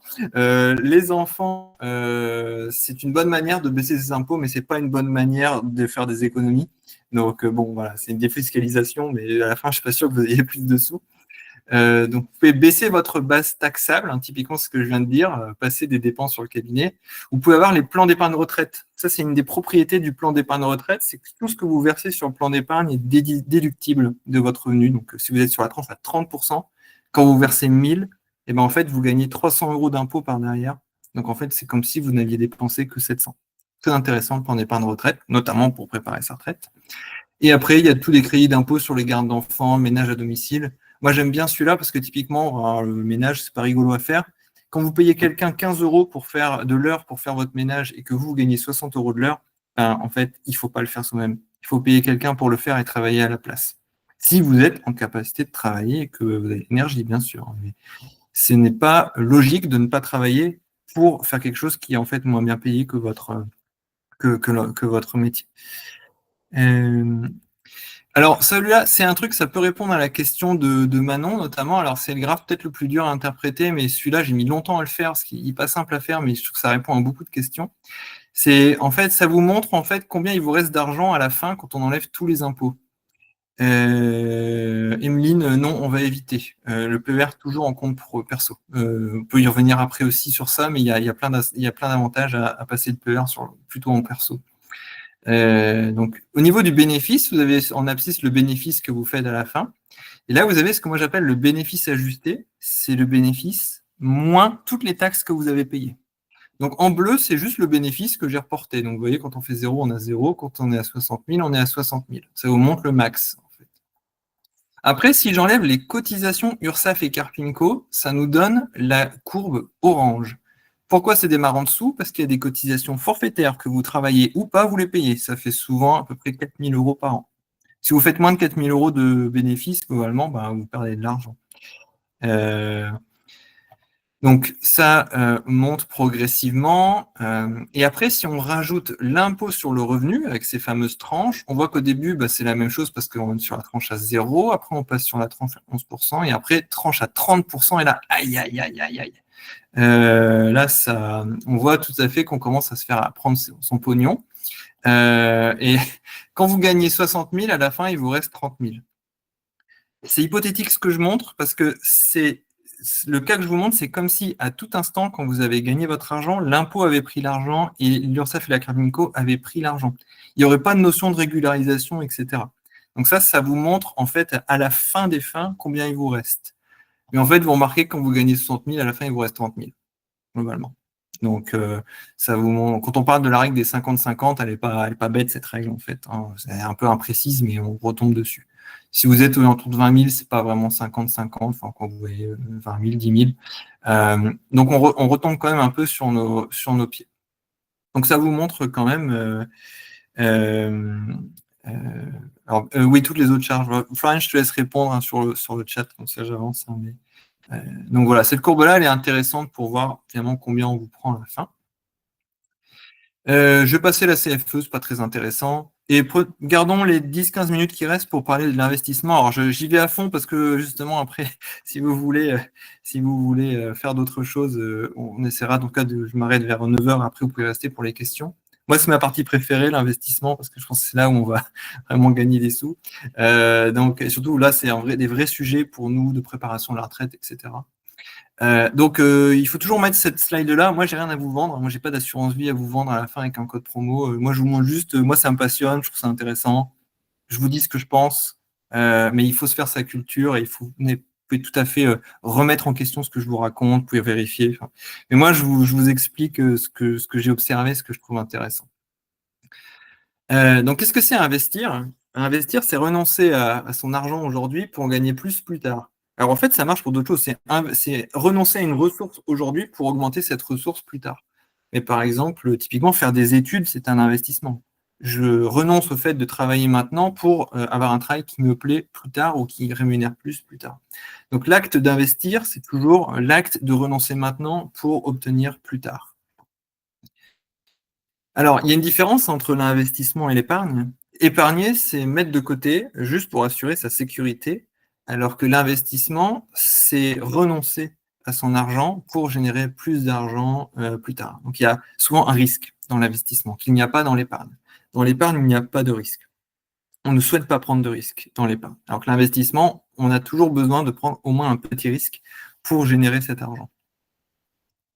Alors, je vous montre un outil très rapidement qui s'appelle Finari. C'est justement que si vous voulez suivre vos investissements, le faire à la main, c'est très compliqué. Et donc, il y a des outils maintenant, notamment à Finari, que j'aime beaucoup, que je trouve ultra bien. Alors bon, moi, j'ai pas ce patrimoine-là, j'ai pas 800 000 euros en crypto, mais en tout cas, si vous voulez suivre votre immobilier, vos différents produits, assurance vie, les comptes bancaires, etc., moi, j'ai pas trouvé mieux que Finari. Franchement, c'est assez neuf, ça a 2-3 ans, mais c'est extrêmement bien. Donc, si vous avez besoin d'un outil de suivi plutôt que l'Excel en 2025, Finari, ça vous fera économiser du temps aussi. Alors, pourquoi investir? Bon, première chose, c'est sécuriser sa situation financière. Réduire sa dépendance à un revenu. Si vous avez des loyers qui tombent, typiquement, vous n'avez plus forcément besoin de travailler autant qu'avant. On disait tout à l'heure qu'il n'y a pas de chômage, donc on est content de toucher de l'argent si vous n'avez pas d'assurance chômage qui vous protège. Et les prévoyances, tout à l'heure je vous disais qu'il faut en avoir une, c'est vrai que c'est bien, mais et donc les indemnisations ne sont pas non plus folles par rapport au coût qu'on paye, hein, c'est le principe de l'assurance, hein, ça mutualise. Donc la prévoyance en elle-même, à mon sens, est utile, mais n'est pas suffisante. Surtout la prévoyance, ça ne prépare pas votre retraite non plus. Autre raison pour laquelle on peut investir, c'est devenir, entre guillemets, riche, c'est-à-dire posséder des choses, typiquement posséder sa résidence principale, avoir des appartements, avoir des actions en bourse, typiquement. Ça vous permet d'augmenter votre pouvoir d'achat par la suite. Et préparer sa retraite, je pense que ça, c'est la chose dont on me parle le plus souvent quand je parle avec les abonnés d'Orthofinance. Pourquoi? Parce qu'en fait, la retraite, c'est un problème assez mathématique, hein. En France, c'est politisé, bien sûr, c'est normal, hein. C'est un problème à l'échelle du pays, mais globalement, la retraite, c'est quand même essentiellement un problème mathématique. En France, c'est les jeunes qui payent pour les vieux, globalement. Si je simplifie, globalement, il y a de plus en plus de vieux, il y a de moins en moins de jeunes. Donc, il y a moins de gens pour payer pour les retraités. Donc, à un moment, c'est mathématiquement, on se rend compte qu'il y a un problème. Et en fait, la réponse politique, simplement, est-ce qu'on prend plus aux jeunes, est-ce qu'on donne plus aux vieux ou inversement? Mais on ne fait que c'est un jeu en vase clos, quoi, parce qu'il y a une quantité d'argent et comment on va la répartir. Donc, c'est intéressant en tant que professionnel libéral, en sachant que les régimes de retraite ne sont pas forcément à votre avantage et vont l'être de moins en moins, d'investir soi-même, ce qu'on va appeler une retraite par accumulation. Vous allez accumuler un capital qui vous sera utile à la retraite, ce qui est différent du régime de retraite de l'État, qui est un régime par répartition. C'est-à-dire qu'on va répartir un gâteau entre des plus jeunes et des moins jeunes. Pour vous donner juste les chiffres, hein, c'est en 1960, il y avait 4 jeunes, on va dire, pour payer la retraite d'un retraité. En 2020, c'est plus que divisé par 2. Et en 2070, on sera à 1,3 cotisants. Donc, en fait, si vous voulez typiquement avoir une retraite de 1 000 euros, ça veut dire qu'il faut une personne qui travaille qui donne 1 000 euros pour vous. Donc, on se rend bien compte qu'à un moment, les gens ne voudront plus forcément donner dans des proportions comme ça. Donc, moi, je vous invite à quand même bien préparer votre retraite parce que voilà, ce n'est pas un problème politique, c'est un problème démographique et mathématique, en fait. Alors, comment on va faire pour préparer sa retraite? C'est quoi le mécanisme qui nous permet de faire ça? Bon, ça, c'est un truc de maths que j'adore et qui explique énormément de choses. C'est les intérêts composés. Alors, les intérêts composés, c'est un mécanisme en fait qu'on ne conçoit pas bien parce que le cerveau humain ne conçoit pas bien la fonction exponentielle. On l'a étudié en première au lycée, mais en fait, il faut bien l'étudier pour comprendre. Mais je vous montre un exemple. Là, typiquement, c'est le nombre de mois. Donc ça, c'est 40 ans. Donc sur 40 ans, vous allez mettre 100 euros par mois de côté que vous allez placer à 8%. Donc c'est la courbe bleue. Vous voyez qu'en 40 ans, en mettant 100 euros par mois, ça augmente tranquillement sur la courbe bleue et on atterrit à peu près à 50 000 euros. Donc vous économisez 50 000 euros en 40 ans. Sauf que si vous le placez à 0%, à la fin, c'est la courbe bleue. Mais si vous l'avez placé à 8%, à la fin, vous regardez et zoup, vous êtes à 350 000. Donc en fait, c'est quasiment x7. Quasiment x7 en 40 ans. Et à la fin, pourquoi ça marche cette courbe-là? C'est que chaque année, vous générez des intérêts et sur cette nouvelle somme, vous régénérez des intérêts, et vous régénérez encore des intérêts. Et à la fin, ce qui compte, ce n'est pas l'argent que vous mettez, c'est que les intérêts font eux-mêmes des intérêts. Donc, c'est un mécanisme qui est quand même très puissant et qu'on a du mal à concevoir souvent, mais vraiment, pour gagner de l'argent dans l'investissement, ce qui compte, c'est de faire des intérêts. Il faut avoir un taux d'intérêt qui est maximal. Et vous allez voir que le temps joue énormément là-dedans. Je vous montre l'effet du taux, par exemple. Si vous placez à 3%, à 6% ou à 9%, là on a 3%, 6%, 9%, ça change beaucoup. Si vous mettez à 3% comme sur un livret A, et encore ça va être plus bas maintenant, vous allez tomber là. Si vous avez investi à 9%, vous avez quasiment 3 fois plus de capital à la fin. Donc, trouver les placements qui ont des hauts taux d'intérêt, c'est intéressant parce que ça vous fait gagner plus à la fin. Et je vous montre la subtilité, c'est que le temps, ça joue énormément. Donc, il faut bien regarder la courbe ici. Là, on revient à la courbe du début, entre 0 et 40 ans. Et j'ai fait 3 scénarios. Le premier scénario, c'est vous investissez 100 € par mois pendant 40 ans. C'est ce qu'on avait vu tout à l'heure, c'est la courbe bleue. Et regardez la courbe rouge. Pendant la courbe rouge, au début, j'investis pas. Pendant 10 ans, j'investis pas du tout. Et je commence 10 ans plus tard et je mets 100 € par mois aussi. C'est le même, simplement qu'en bleu, pendant 40 ans, vous investissez 100 € par mois. Et sur le rouge, au début, vous faites rien. Et après, vous investissez 100 € par mois pendant 30 ans. Donc, il vous manque 10 ans d'épargne. Donc, 10 ans d'épargne, c'est qu'un quart de l'épargne. C'est-à-dire que 100 € par mois pendant 10 ans, si à la fin on avait 50 000, s'il manque un quart de l'épargne, il manque 12 500 €. Pourtant, à la fin, vous voyez que vous avez fait x2. Donc, c'est bizarre. On enlève un quart de l'épargne et pourtant, à la fin, j'ai fait x2. Alors, c'est ça la magie de l'intérêt composé. C'est ce qui marche bien, c'est le début. Et en fait, si je supprime le début, je gagne beaucoup moins d'argent à la fin. Et ça, il y a une conclusion très simple. C'est qu'il faut épargner quand on est jeune. C'est super important. Donc là, même si vous dites, moi je suis jeune, je viens de sortir d'études, j'ai 23 ans, en fait, mettez même 50 € par mois, 20 € par mois, parce qu'en fait, dans 40 ans, ces 20 € par mois, ça vaut de l'or. Ça vaut vraiment de l'or. Alors que si vous commencez à 50 ans, par exemple, ça va être plus dur d'enclencher cette pompe avec la fonction exponentielle et les intérêts composés. Donc le temps est un facteur qui est vraiment majeur. Où on doit mettre cet argent, maintenant, c'est tout à fait, c'est la suite. C'est la suite, exactement. Parce que là, on voit que ça marche, on voit pourquoi ça marche, c'est un problème mathématique. Maintenant, comment on va trouver les rendements et faire du 8% annuel? Parce que c'est quand même pas facile, ça. Donc, attendez, j'ai perdu ma slide. Donc, qu'est-ce qu'on peut faire? Alors, on va aller voir chacun les uns à la suite des autres, mais ce qui marche très bien, c'est l'immobilier. L'immobilier, ça peut rapporter beaucoup plus que 8%, notamment grâce au crédit. Donc souvent, on va acheter sa résidence principale ou faire un investissement locatif avec son cabinet. On va investir en bourse, typiquement dans les PEA, les PER, etc. Et bon, ça, on s'en fiche un peu. Les assurances vie, c'est le support, c'est pas ce sur quoi on investit. Donc, allons les voir plutôt en détail. Bon, moi, je passe vite. Pour préparer votre retraite, il ne faut pas mettre sur un livret A. Ça marche pas. Ça marche pas du tout. Parce que c'est cool, on a l'impression que l'argent est garanti, c'est vrai. Il est disponible à tout moment, on ne paye pas d'impôts. On se dit, mais c'est trop bien le livret A. Sauf qu'en fait, non, c'est pas bien. Parce qu'en fait, le livret A, souvent, son taux de rémunération est inférieur à l'inflation. L'inflation, c'est l'augmentation des prix. Si les prix augmentent de 3% et que vous placez de l'argent à 2%, votre argent, il augmente moins vite que les prix. Donc, à la fin, vous achetez moins de trucs. Donc, globalement, un livret A ne vous rendra jamais riche et il va limiter la perte de valeur de votre argent. L'inflation, je passe vite dessus parce que c'est un mécanisme assez compliqué, mais vraiment retenez que le livret A n'est pas la bonne manière d'épargner pour votre retraite. C'est bien pour l'épargne de sécurité, c'est bien pour l'argent qu'on veut facilement d'accès, mais ce n'est pas un port d'investissement. Donc ça, on en avait parlé, je passe aussi. Bon, la bourse, je pense que la bourse, même si ça fait peur, c'est quand même la manière la plus simple de commencer à investir c'est-à-dire demain, on peut le faire. Et il faut surtout se détacher de certaines peurs psychologiques, et je vais vous montrer des choses autour de la bourse justement pour vous informer là-dessus. Mais qu'est-ce que c'est investir en bourse? En fait, c'est un marché. Quand on va au marché, on achète des pommes, des poires avec un commerçant. En fait, la bourse, c'est un marché des entreprises. Vous achetez des parts d'entreprise, des actions, c'est-à-dire c'est un droit de propriété. Quand vous achetez une action Michelin, vous êtes un propriétaire de l'entreprise Michelin, donc vous êtes propriétaire de cette entreprise qui fait des pneus. Si vous achetez une action Apple, vous êtes une petite part de l'entreprise qui fait des Mac et des iPhones.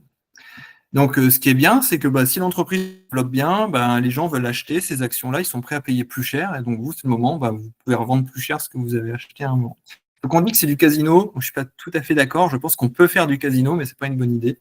Mais globalement, c'est là où on va acheter des titres de propriété d'entreprise, la bourse. Donc, il y a plein de subtilités autour de ça, mais c'est comme ça, on achète des bouts d'entreprise en bourse, globalement. Donc, je donne un exemple. Par exemple, Nvidia, c'est l'entreprise des cartes graphiques. Les cartes graphiques, c'est des cartes pour les jeux vidéo, mais c'est aussi des cartes pour faire fonctionner les IA comme ChatGPT. Depuis que ChatGPT est sorti, ils ont fait x17. Ceux qui avaient investi dans Nvidia, ils sont contents. Mais à un moment, ils se sont pris une chute il n'y a pas longtemps de 17%. Alors bon, quand on a fait x17, perdre 17%, c'est quand même pas très grave. Mais donc, c'est globalement, typiquement, voilà, des histoires qu'on voit comme ça sur les entreprises, ou Apple, qui aussi fait des très belles performances en bourse. Donc, au-delà de ça, il faut bien choisir ce sur quoi on investit. Je vous dirai dans quoi on investit après, mais finalement, regardez par exemple ce produit-là qui s'appelle un ETF MSCI World. Donc, en gros, un ETF, c'est un peu une moyenne de toutes les entreprises. Vous achetez la moyenne. Si j'avais acheté l'ETF en 1980, là, je suis content, hein. Vous voyez, là, on a peut-être 10 000, et là, à la fin, on termine à 800 000. Là, on se dit, on est content. Ouais, on est content. Mais par contre, on peut aussi avoir acheté Orpea. Alors, je ne sais pas si vous connaissez Orpea, mais Orpea, c'était les maisons de retraite. Et en gros, il y a juste 2 mecs qui ont publié un livre qui s'appelle Les Fossoyeurs, qui était plutôt à charge contre Orpea. Vous voyez qu'Orpea, c'est passé de 8 000 à 10. Donc voilà, on ne veut pas que ça fasse ça pour notre retraite non plus, hein. On n'a pas envie comme on dit, de jouer au casino.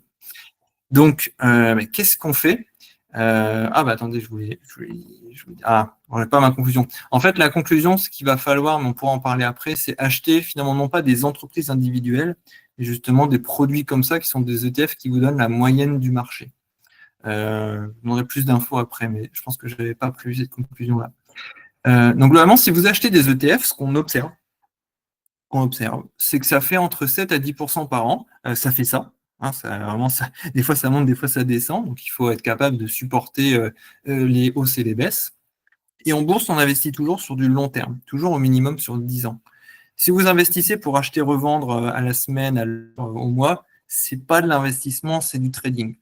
J'ai rien contre le trading, mais c'est pas avec le trading qu'on va préparer sa retraite. Et en fait, en bourse, il y a une règle aussi, c'est plus vous investissez pour le long terme, plus vous avez des chances de gagner. Et idéalement, en fait, pour préparer sa retraite, la bourse, c'est un bon moyen. Je monte un petit graphe. Alors celui-là, pareil, il est un petit peu dur à lire, mais globalement, ce qu'on voit ici, c'est l'axe des X, c'est la durée de détention. Vous achetez, par exemple, un ETF et vous attendez. Et en fait, la courbe bleue, c'est le rendement médian, c'est-à-dire le rendement moyen que vous allez avoir. Donc souvent, c'est aux alentours de 10%. Le rendement minimum, c'est la perte maximale que vous pouvez faire. C'est-à-dire que vous achetez un ETF, dans les premières années, vous pouvez faire jusqu'à moins 40%. Ça, on ne veut pas faire.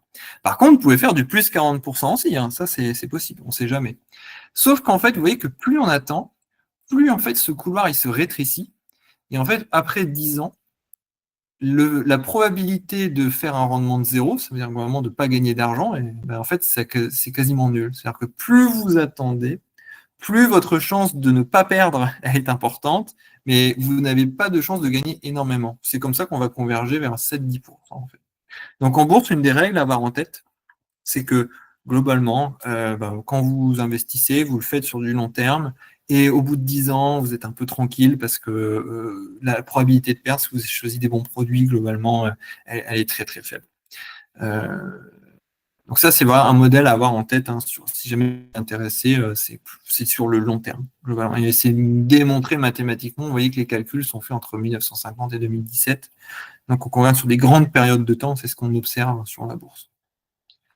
Donc dans quoi on va mettre les actions, justement en fait, on entend toujours parler d'assurance vie, de PEA. Bon, ça, c'est assez technique, les différences.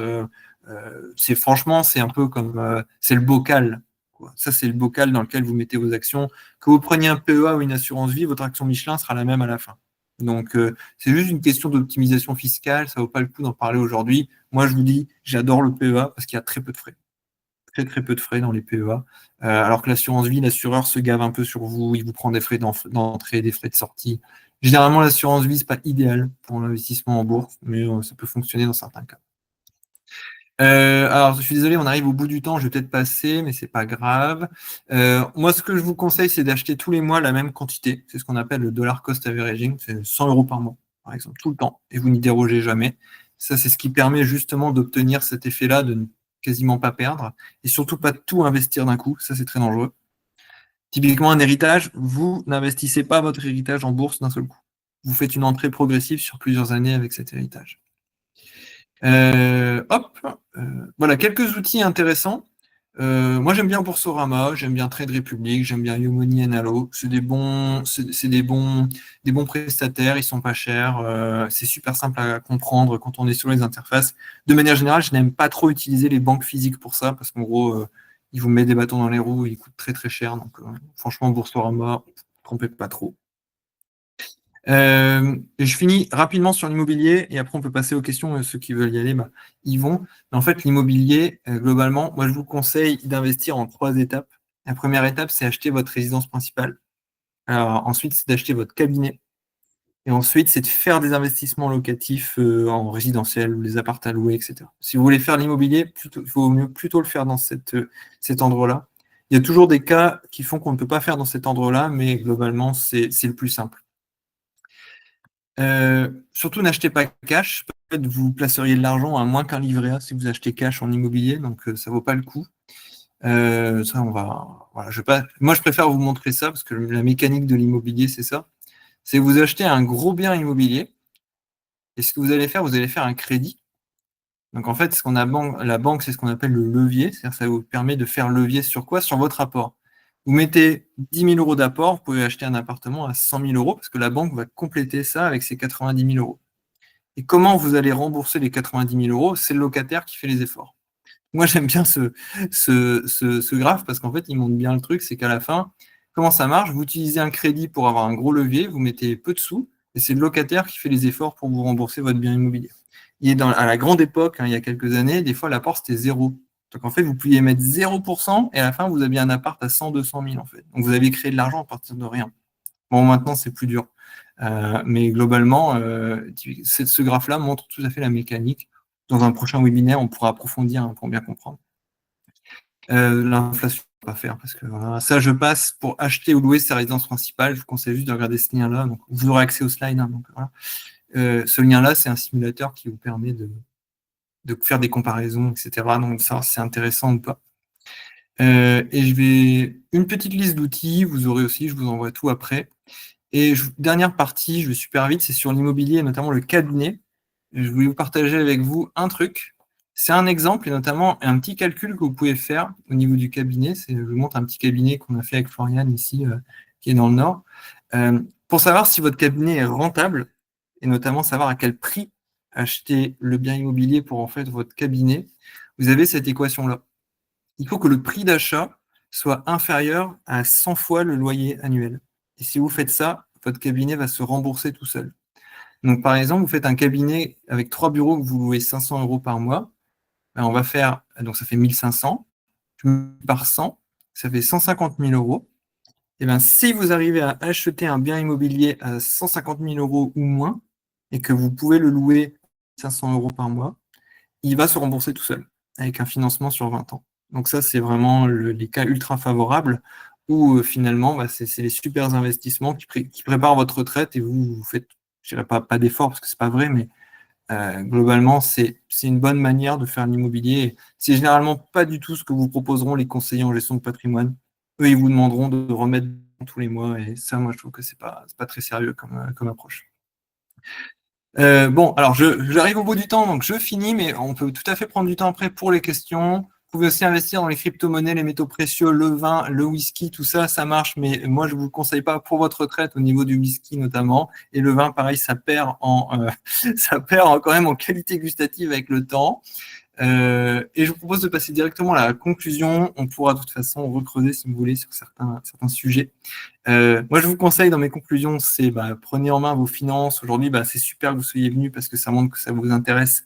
Je vous ai donné des pistes. N'hésitez pas à creuser ces pistes-là aussi personnellement, à vous renseigner, poser des questions, etc. Je pense que vraiment, reprendre le contrôle de ses finances et savoir comment ça marche, c'est un outil ultra puissant pour votre propre liberté. Parce qu'en maîtrisant votre argent, vous maîtrisez votre puissance d'action. Et c'est ce qui vous permet donc d'être plus libre dans le futur. Et la finance, de manière générale, c'est beaucoup de mots très compliqués. Mais en fait, la plupart du temps, quand on a compris, c'est simple. Le problème, c'est d'avoir compris. Mais la finance, c'est vraiment fait exprès pour un peu vous entourlouper avec plein de mots compliqués. Mais souvent, les concepts, c'est la plupart du temps des additions et très rarement des multiplications. Donc, quand on a à peu près compris les mots, vous allez voir que ça se comprend beaucoup mieux et vous pouvez parler d'égal à égal avec votre banquier et beaucoup mieux négocier toute votre stratégie financière. Donc voilà, merci beaucoup de m'avoir écouté. Moi, j'adore parler de ce sujet-là. Moi, je reste avec vous pour les questions si vous voulez. Moi, j'ai tout mon temps. On peut rester jusqu'à minuit si vous voulez. Moi, je suis chaud.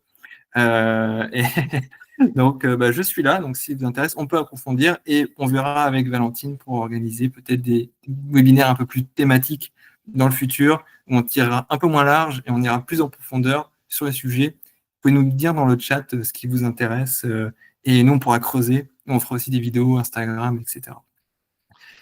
Là, merci beaucoup. Merci beaucoup. Alors, je vois qu'il y a des questions. Ah, minuit à la réunion, ouais, d'accord. D'accord. Alors oui, Louise avait une question sur pourquoi passer le PER sur le compte perso et pas sur le compte pro. Eh ben, c'est assez simple. En fait, donc le PER, le plan d'épargne retraite, aujourd'hui, ça s'appelle le plan d'épargne retraite individuel. Et il y a une raison, c'est que c'est un produit qui est fait pour les personnes physiques. Dans le passé, il y a eu le plan d'épargne retraite Madelin, qui pouvait être passé sur le cabinet. Alors, vous pouvez d'ailleurs, si certaines ont souscrit ça avant 2020, vous pouvez encore avoir ce type de plan d'épargne retraite. Maintenant, ça n'est plus commercialisé. Parce que de toute façon, le plan d'épargne retraite individuel à prendre en perso est mieux. Pourquoi il est mieux? C'est un plan d'épargne retraite, vous défiscalisez, c'est ultra flexible, vous ne voulez pas verser, vous ne versez pas, etc. Donc, c'est très flexible. Si vous aviez un plan d'épargne retraite sur votre cabinet, ce que normalement, vous ne pouvez plus trop souscrire aujourd'hui, et si vous en avez un comme ça, je vous conseille de le transférer en perso. Déjà, sur le cabinet, c'est très inflexible. C'est-à-dire que vous dites, moi, je vais mettre 100 euros par mois, et honnêtement, vous pouvez mourir, ils vont quand même vous prélever votre 100 euros par mois. Il n'y a aucun cas où on peut arrêter de verser. C'est du vol.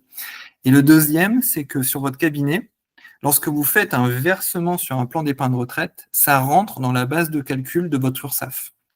Et en gros, l'URSSAF, il faut savoir que tout ce qui est déclaré au titre de l'URSSAF est taxé à peu près à 12%. Donc en fait, vous versez 1 000 euros sur votre plan d'épargne retraite sur le cabinet, vous payez donc 1 000 euros, vous payez 120 euros d'URSSAF. 120 euros d'URSSAF en plus. Alors que si vous le faites en perso, en fait, il n'y a pas d'URSSAF, il n'y a rien. Donc, vous économisez. Donc, pour moi, il y a un double intérêt.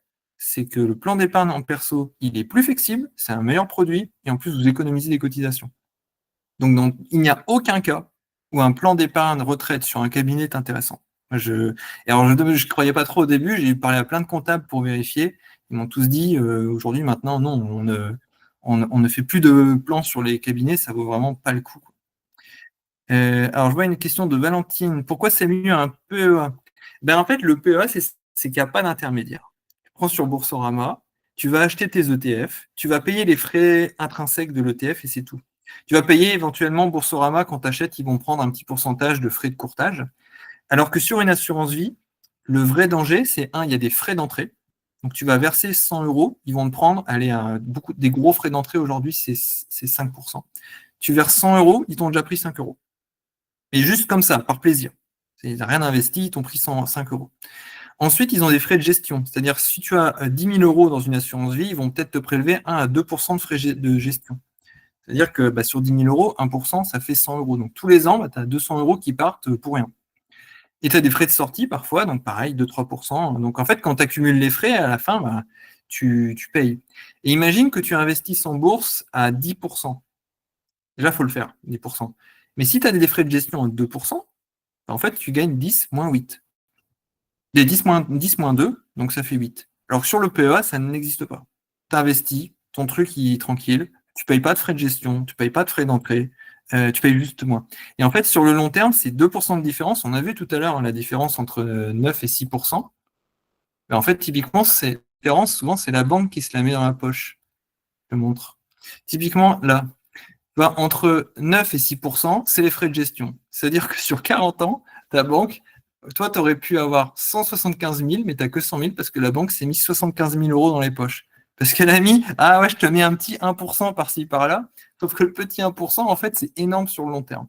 Donc, on va toujours chercher à éliminer les intermédiaires. C'est pour ça que j'aime bien toutes les banques en ligne, etc., parce qu'elles ne sont pas chères. Et c'est leur meilleur attribut. Elles ne sont pas chères. Pourquoi il n'y a pas de conseiller qui vient t'embêter à essayer de te vendre des trucs? Tu fais tout seul, personne ne vient t'influencer. Donc, voilà pourquoi moi, je suis un fan du PEA.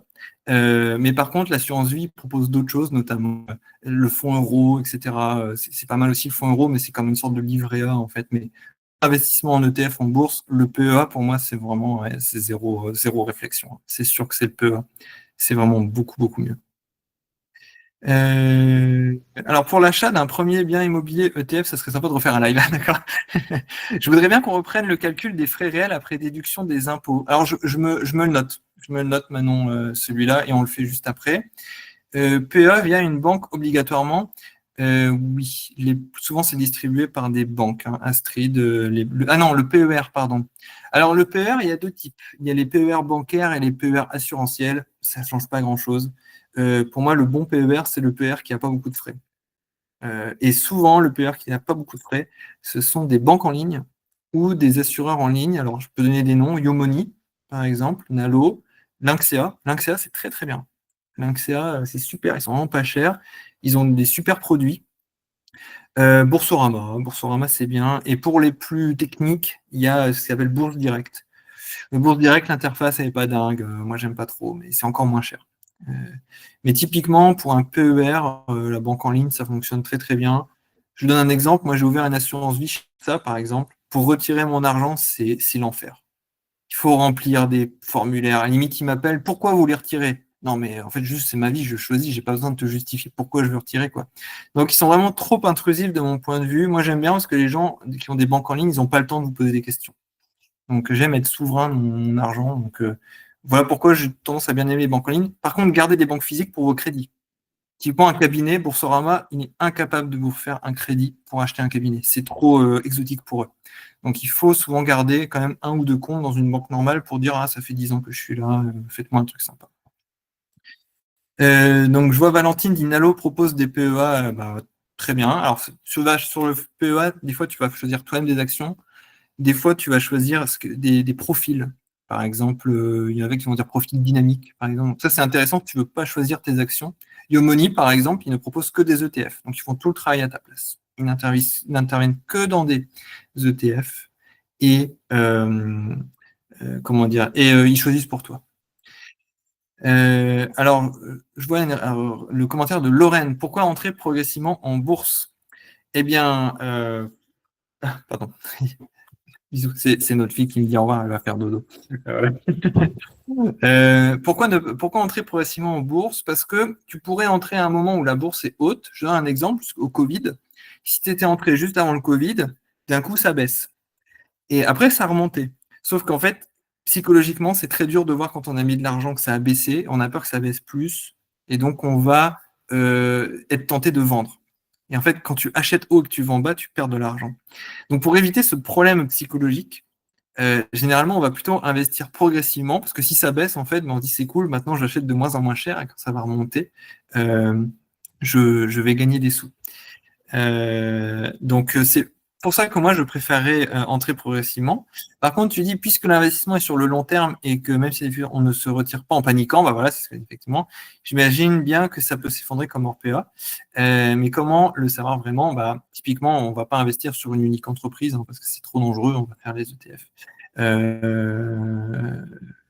Et alors, si tu veux si tu veux, Lorraine, je suis pas sûr d'avoir parfaitement répondu à ta question, mais si tu veux recreuser, on peut le faire. Alors, Louise, taux pas cher pour PER, c'est-à-dire combien en termes de pourcentage? Je suppose que c'était les frais.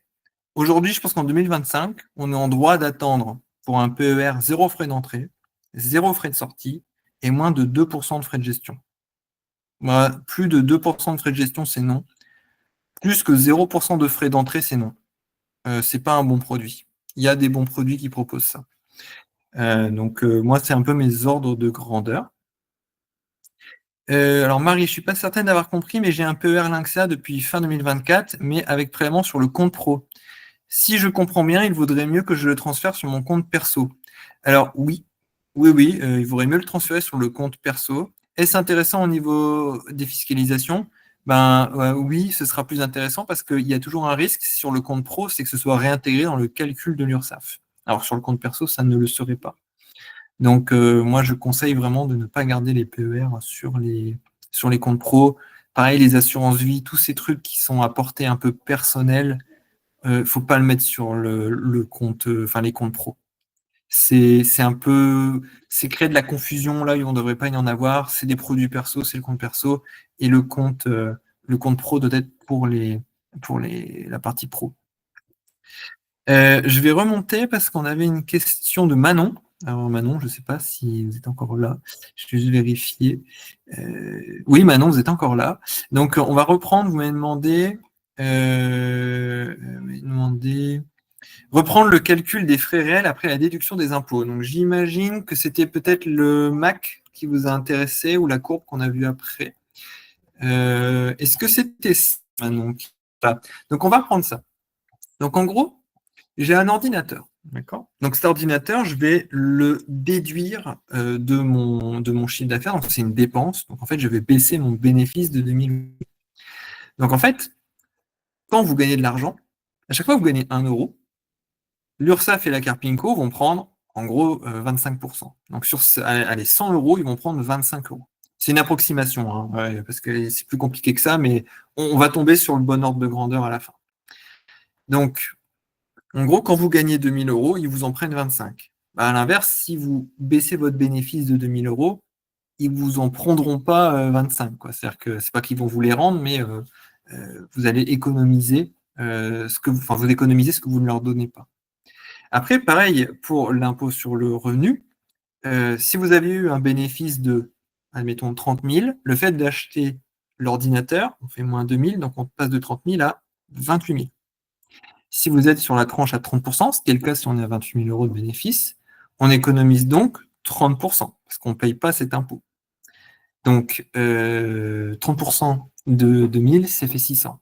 Donc, quand j'ai économisé mon URSSAF et ma Carpinco, et quand j'ai économisé mon impôt sur le revenu, ça fait que finalement, ok, j'ai dépensé 2000, mais en dépensant ces 2000, après, entre guillemets, c'est pas c'est les impôts et les caisses, c'est pas qu'ils me rendent de l'argent, mais c'est que je ne leur donne pas. Donc, comme je ne leur donne pas, on a 2000 moins 500 moins 600, ça fait 900 euros. Soit on tombe sur 45%. Donc, la différence, c'est quoi? C'est ça, on a pris l'ordinateur sur le cabinet. Ce qu'on aurait pu faire, ce qui n'est pas la bonne méthode, c'est plutôt de l'acheter avec l'argent perso qu'on a en sortie. Parce que si vous faites 30 000 euros de bénéfices, que vous récupérez cet argent sur votre compte perso et que vous achetez l'ordinateur, là, vous payez 2 000 euros, vous défiscalisez rien. Alors que si vous avez acheté l'ordinateur sur le cabinet, en fait, quand on compare ces deux situations, le fait de l'avoir mis sur le cabinet vous a fait économiser les 1100 euros.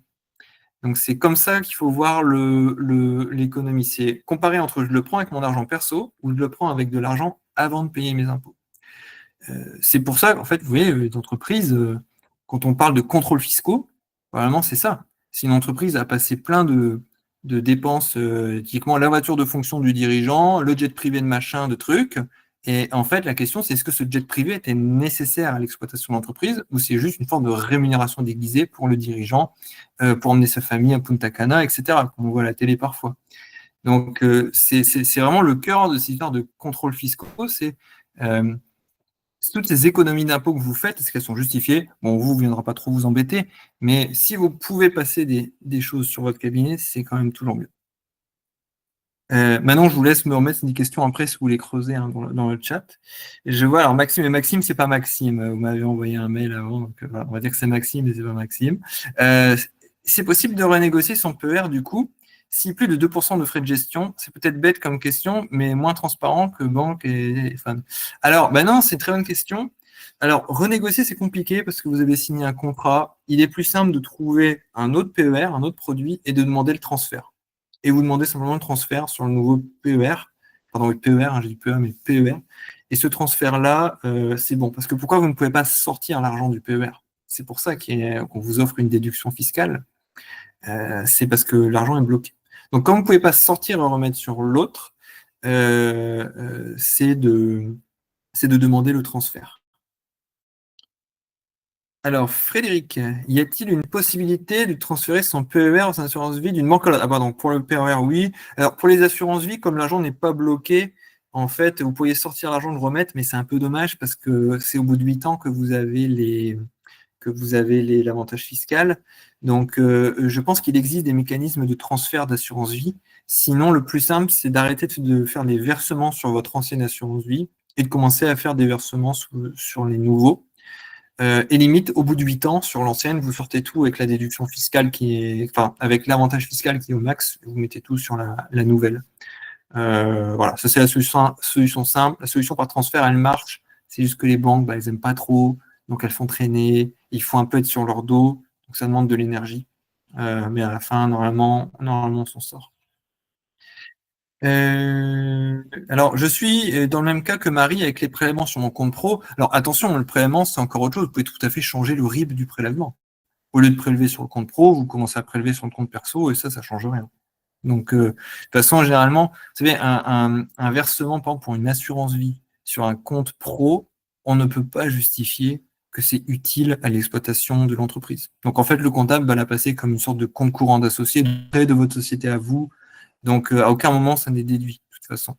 Donc, moi, j'aurais tendance à juste modifier le RIB pour commencer à prélever sur le compte perso. Alors, moi, je vous dis ça, c'est quand même à vérifier avec votre assureur, parce qu'ils ont peut-être une clause un peu particulière, donc à vérifier.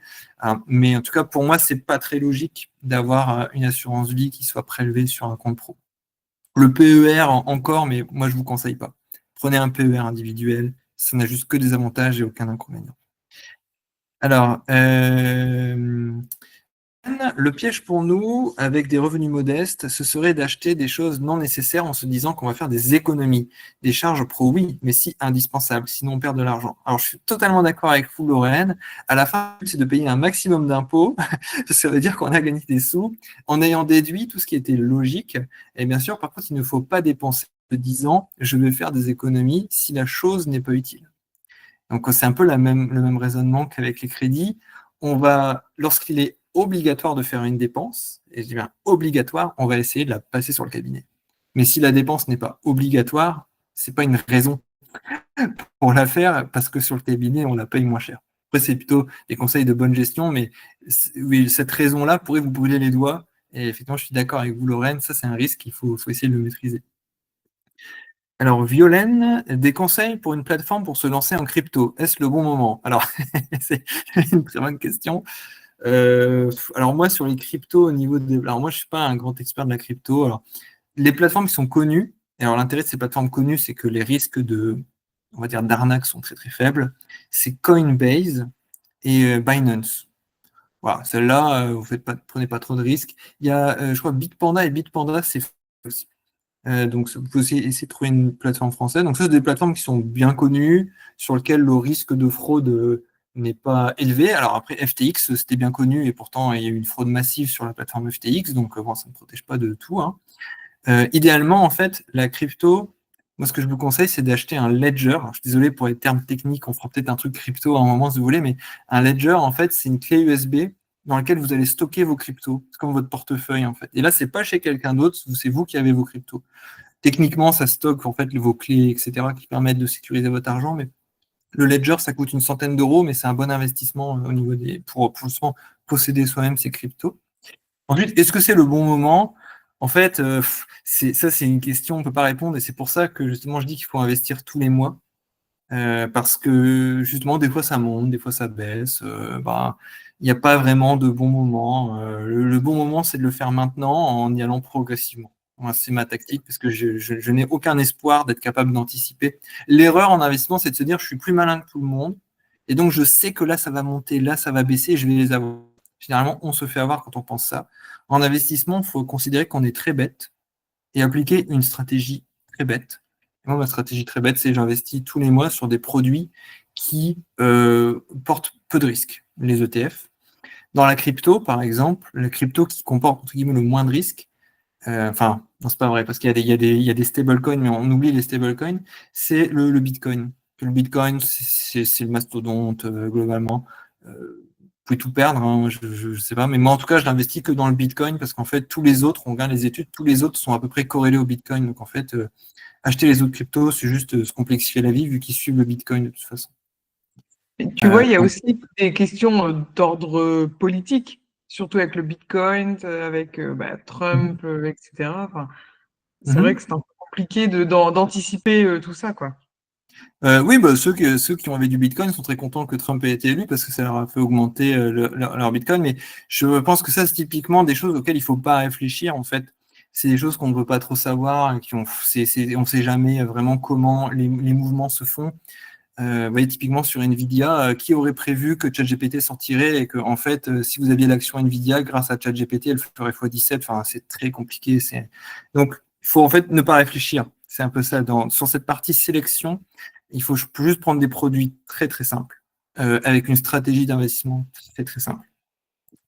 Pareil, ceci n'est pas un conseil en investissement. Je vous dis ce que moi j'observe. Après, quand vous le faites, il faut réfléchir et il faut bien faire votre étude de votre côté, hein. Après, moi, je ne baserai pas votre retraite sur les cryptos. C'est quand même compliqué, hein. Les cryptos, si vous investissez, soyez prêts vraiment à tout perdre. Ah, il y a des gens, je sais, qui ont gagné des millions d'euros avec ça. C'est cool pour eux, je suis vraiment content pour eux, mais moi, j'aurais pas risqué mes billes, même pour gagner des millions d'euros avec de la crypto. Vous gagnez des millions d'euros en immobilier. En vrai, c'est plus de travail, mais c'est beaucoup plus prédictible et c'est vraiment faisable. Donc, ça sera peut-être un autre webinaire, hein, gagner des millions. Après, je vous vendrai une formation immobilier, voilà. C'est comme sur, et je ferai des pubs YouTube, voilà. Non, c'est pas du tout le but. Ensuite, j'ai une question de Emmanuel. Si on paye le PR en perso, on peut quand même déduire de notre bénéfice. Alors, en fait, oui, bien sûr. Alors, ce ne sera pas déduit du bénéfice, c'est simplement que vous aurez un bénéfice, admettons, de 30 000, et en fait, votre base taxable sur l'impôt sur le revenu, elle sera baissée. Donc, ça ne touchera rien à votre cabinet, mais à la fin, c'est la même chose. Au lieu de baisser votre bénéfice au niveau du cabinet, vous baissez votre revenu imposable en perso. Donc, c'est la même chose. C'est vraiment la même chose, mais toujours mieux en perso. Alors, ok, alors, une personne intermédiaire, ok. Valentine, je file, ok, super. Lorraine, je ne dépenserai jamais 2000 euros pour un ordinateur. Bah ouais, ça c'est un autre problème. Moi, je préfère back market et un ordinateur à 500 euros, ça. Voilà, ouais, typiquement en libéral, on n'est pas dans une machine très puissante, hein, pour faire tourner le logiciel. Après, pour d'autres métiers, on a besoin de machines un peu plus puissantes, mais ça, c'est un autre débat. Manon, est-ce que l'on a aussi une économie sur les impôts si on ne passe pas à la tranche inférieure? Alors, je ne suis pas sûr de comprendre votre question, Manon. Est-ce que vous pourriez la reformuler, s'il vous plaît? Alors, est-ce que l'on a aussi une économie sur les impôts? En fait, on économise la tranche dans laquelle on est. Et si on descend en dehors de la tranche de 30, ben, on va descendre sur la 11. Par contre, si vous passez de 11 à 0, il n'y a plus d'économie, hein. Parce que si on ne paye pas d'impôts, on ne peut pas en économiser. Donc, en fait, plus vous gagnez, plus c'est intéressant de faire des dépenses, mais à un moment, il y a une limite. Ça ne sert à rien de défiscaliser. Ah oui, Manon, allez-y, ouais, allez-y. Allez-y. Alors, je vois que vous n'êtes plus mute, mais on ne vous entend pas. Alors, ce que je vous propose maintenant, faites les tests son, et moi, je prends la question d'après, le temps que ça se débug de votre côté. Alors, on a Marie-Alix. Je suis en micro BNC, parce que j'ai moins de 34% de charge. Je reviens de congé maternité, donc peu de revenus cette année. Est-il intéressant de passer en BNC pour réduire au maximum? Donc, j'imagine que quand vous dites BNC, ça veut dire passer en réel. Donc, passe Navigo, chèque vacances. Et ben, en fait, ça, vous pouvez le faire avec Indie. Typiquement, parce qu'en fait, on décide de son régime fiscal l'année suivante. C'est-à-dire, mettons, là, on est en 2000, prenons 2024. 2024, quand vous allez faire votre déclaration 2035, vous allez choisir d'être en micro-BNC ou en réel. Alors, je pense qu'on ne peut pas non plus passer sa vie à faire trop d'alternance, hein. Souvent, on fait du micro-BNC, après, on va faire du réel. Et dans Indie, on fait même la version gratuite, normalement. Comme il va voir vos dépenses, il va pouvoir vous dire si vous êtes au-dessus ou en dessous de 34%. À savoir que quand même, si vous êtes à la limite, c'est pas très intéressant de passer au réel parce que vous allez devoir payer une compta. Il faut une compta, moins de 800 euros pour une compta, c'est compliqué. Donc, on est à la limite, globalement, ça vaut le coup de rester en micro-BNC parce qu'en fait, c'est plus simple. Donc, je vois que comme c'était un congé maternité, vous avez peu de revenus. Ça, c'est assez logique. Il y a sûrement eu des dépenses quand même qui ont continué. Donc, si vous pouvez passer en réel et que la simulation montre que c'est plus intéressant de passer au réel, bah, a priori, c'est plutôt une bonne idée. Moi, je mets toujours un petit bémol par contre, c'est au niveau des banques. Si vous avez un revenu qui est trop faible, c'est compliqué d'emprunter. Donc, des fois, si vous avez un projet immobilier, des fois, bah, peut-être qu'il faut payer des impôts, mais avoir un revenu qui est plus élevé parce que vous montrez une situation qui est attrayante pour la banque. C'est-à-dire, elle gagne 3 000 euros par mois, alors qu'en vrai, vous gagnez 2 000, simplement vous avez un peu maquillé la mariée, quoi, pour que le banquier se dise, vous avez des revenus très élevés. Donc, c'est cool. Quand je dis toujours, baisser les impôts, c'est cool, mais c'est pas un objectif parce que des fois, ça vous dessert. Voilà, c'est une étude à faire, Marie-Alix. Il faudrait vraiment voir. Je pense que le bon outil pour votre étude, c'est Indie, parce qu'ils vous donneront c'est justement, est-ce que c'est plus intéressant d'être en micro-BNC ou en réel?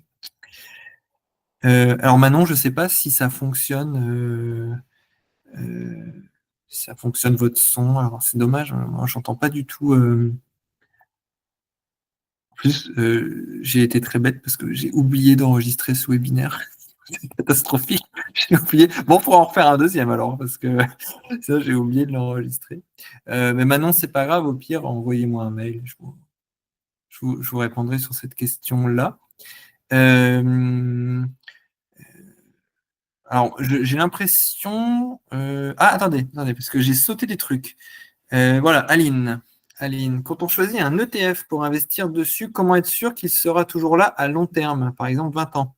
Chez Amundi, il y a des refontes parfois. Comment être sûr de la durabilité? En fait, on n'est jamais sûr de la durabilité, mais à savoir que généralement, de toute façon, c'est pas parce qu'ils ferment un ETF. S'ils ferment un ETF, ils vont juste vous rendre en liquide. Et en fait, ils vont liquider l'ETF. C'est-à-dire que l'ETF par derrière, en fait, alors il y a deux types d'ETF. Il y a les ETF où ils achètent en dur les actions derrière. Il y a les ETF qui sont des produits, en fait, ça s'appelle les répliques synthétiques. Donc, c'est des ETF, en fait, qui sont des sortes de produits options, c'est un peu particulier. Globalement, ce qui se passe, c'est que, normalement, s'ils ferment l'ETF, c'est comme s'ils vous forçaient à vendre. Donc, c'est pas grave, parce qu'en fait, si vous aviez perdu 10 000 euros en ETF, clac, vous récupérez 10 000 euros en cash, à vous de réinvestir immédiatement ces 10 000 euros sur un autre ETF qui correspond à celui que vous aviez. Typiquement, voilà, mais si vous voulez plus si la Mundi ferme, vous prenez le MSCI ou un truc comme ça. Donc, je pense que c'est pas très grave parce qu'en fait, l'autre risque, on pourrait penser, c'est j'investis sur Michelin, c'est du durable, sauf qu'en fait, rien n'empêche Michelin de faire faillite. Donc, en fait, c'est pas beaucoup plus durable. Et en tout cas, finalement, un ETF, c'est en soi plus durable qu'une entreprise normale parce que justement, l'ETF va moyenner les performances de ces entreprises-là. Donc, moi, je ne me ferai pas trop de soucis sur cette partie ETF. Si vous n'êtes pas à l'aise, vous pouvez diversifier sur plusieurs ETF. Prenez le même ETF chez plusieurs prestataires, vous prenez des ETF thématiques. Les gens qui ont fait les ETF intelligence artificielle il y a 2-3 ans, je pense qu'ils sont contents, quoi. Parce que c'est le genre de trucs qui ont bien pris. Mais bien sûr, on ne mise pas tout sur un, c'est toujours un peu la règle. Nous, on ne cherche pas à faire du casino, donc on va essayer de diversifier quand même un maximum en bourse. Alors, autre question, quand on arrive au bout des 20 ans, il faut sécuriser son argent avant le terme. Si ça se casse la figure et qu'on comptait prendre ses sous, c'est fichu. Ouais, alors ça, justement, c'est très intéressant, c'est ce qu'on appelle la sortie progressive. C'est-à-dire que, admettons, effectivement, vous avez un objectif de placement sur 20 ans et ça se casse la gueule à la fin. Mais en fait, ce qui s'est passé, les 5 années auparavant, on aura commencé à sortir l'argent. Et on va sortir l'argent progressivement. Tout comme on est entré progressivement, on va sortir progressivement. Ça permet de lisser la performance. Et ensuite, est-ce qu'il vaut mieux choisir un ETF récent qui suit le World, par exemple, ou un ETF qui a déjà une certaine valeur? Alors, l'ETF, en fait, il n'y a pas de notion, en fait, c'est pas comme des SCPI, etc. L'ETF, en fait, c'est une formule mathématique. Qu'il soit récent, pas récent, c'est pas ça qui compte. Ce qui compte, c'est quelle formule il y a. Est-ce que ça suit le CAC 40? Est-ce que ça suit le MSCI World? Est-ce que ça suit les actions japonaises? Ça compte. Mais que le STF soit récent, pas récent, c'est pas comme s'il accumulait de la valeur. L'ETF, il vous fournit en fait une représentation du marché, mais il n'y a pas d'accumulation là-dedans. Donc, la récence n'est pas un critère. Par contre, ce que ça réplique, parce que l'ETF, ça réplique des entreprises, etc., ça, c'est ce qui est important. Il y a quelqu'un qui a écrit un livre, ça s'appelle Gérer un portefeuille d'ETF. C'est un livre en français. Ça explique pas mal de choses. Justement, si vous voulez creuser la question des ETF, parce que c'est assez compliqué quand même, la compréhension de ce qu'est un ETF. Donc, si vous voulez pas comprendre, ça vous intéresse pas, je pense que le mieux, c'est de passer par des gens comme Yomoni, qui font ce travail-là pour vous. Si vous êtes intéressé de regarder comment gérer un portefeuille d'ETF, il y a des bouquins pour apprendre justement pour bien comprendre. Et on voit, mais du coup, il faut de nouveau mieux y réinvestir progressivement si un ETF est liquidé. Oui, c'est une bonne question. Alors moi, dans ce cas-là, non, parce que finalement, vous étiez à 10 000 euros sur le marché, voilà, ça faisait sa petite vie. Là, admettons, c'est liquidé, vous récupérez 10 000 euros. Moi, je rechercherai l'ETF équivalent et clac, je remets les 10 000 euros parce qu'en fait, c'est une sorte de petite. C'est bizarre le lien que tu as mis, Floriane. Tu as mis le lien du webinaire. Oui, je sais, je corrige. D'accord. Donc, en fait, là, dans ce cas-là, vous aviez investi, vous liquidez, vous récupérez l'argent, tac, vous remettez direct sur l'ETF qui correspond à l'autre en changeant le prestataire. En fait. Là, c'est pas grave. Parce que, de toute façon, avant que ce soit liquidé, vous aviez déjà tout en bourse. Donc, a priori, on ne referait pas une entrée progressive. Ce serait même un peu dommage. Surtout s'il y a une hausse. Je pense que Conné est dans la bibliothèque, il est juste derrière, en fait. Oui, c'est celui de Édouard Petit. Créer et piloter un portefeuille d'EDF. Ça, c'est bien, c'est pas trop long, ça se comprend bien.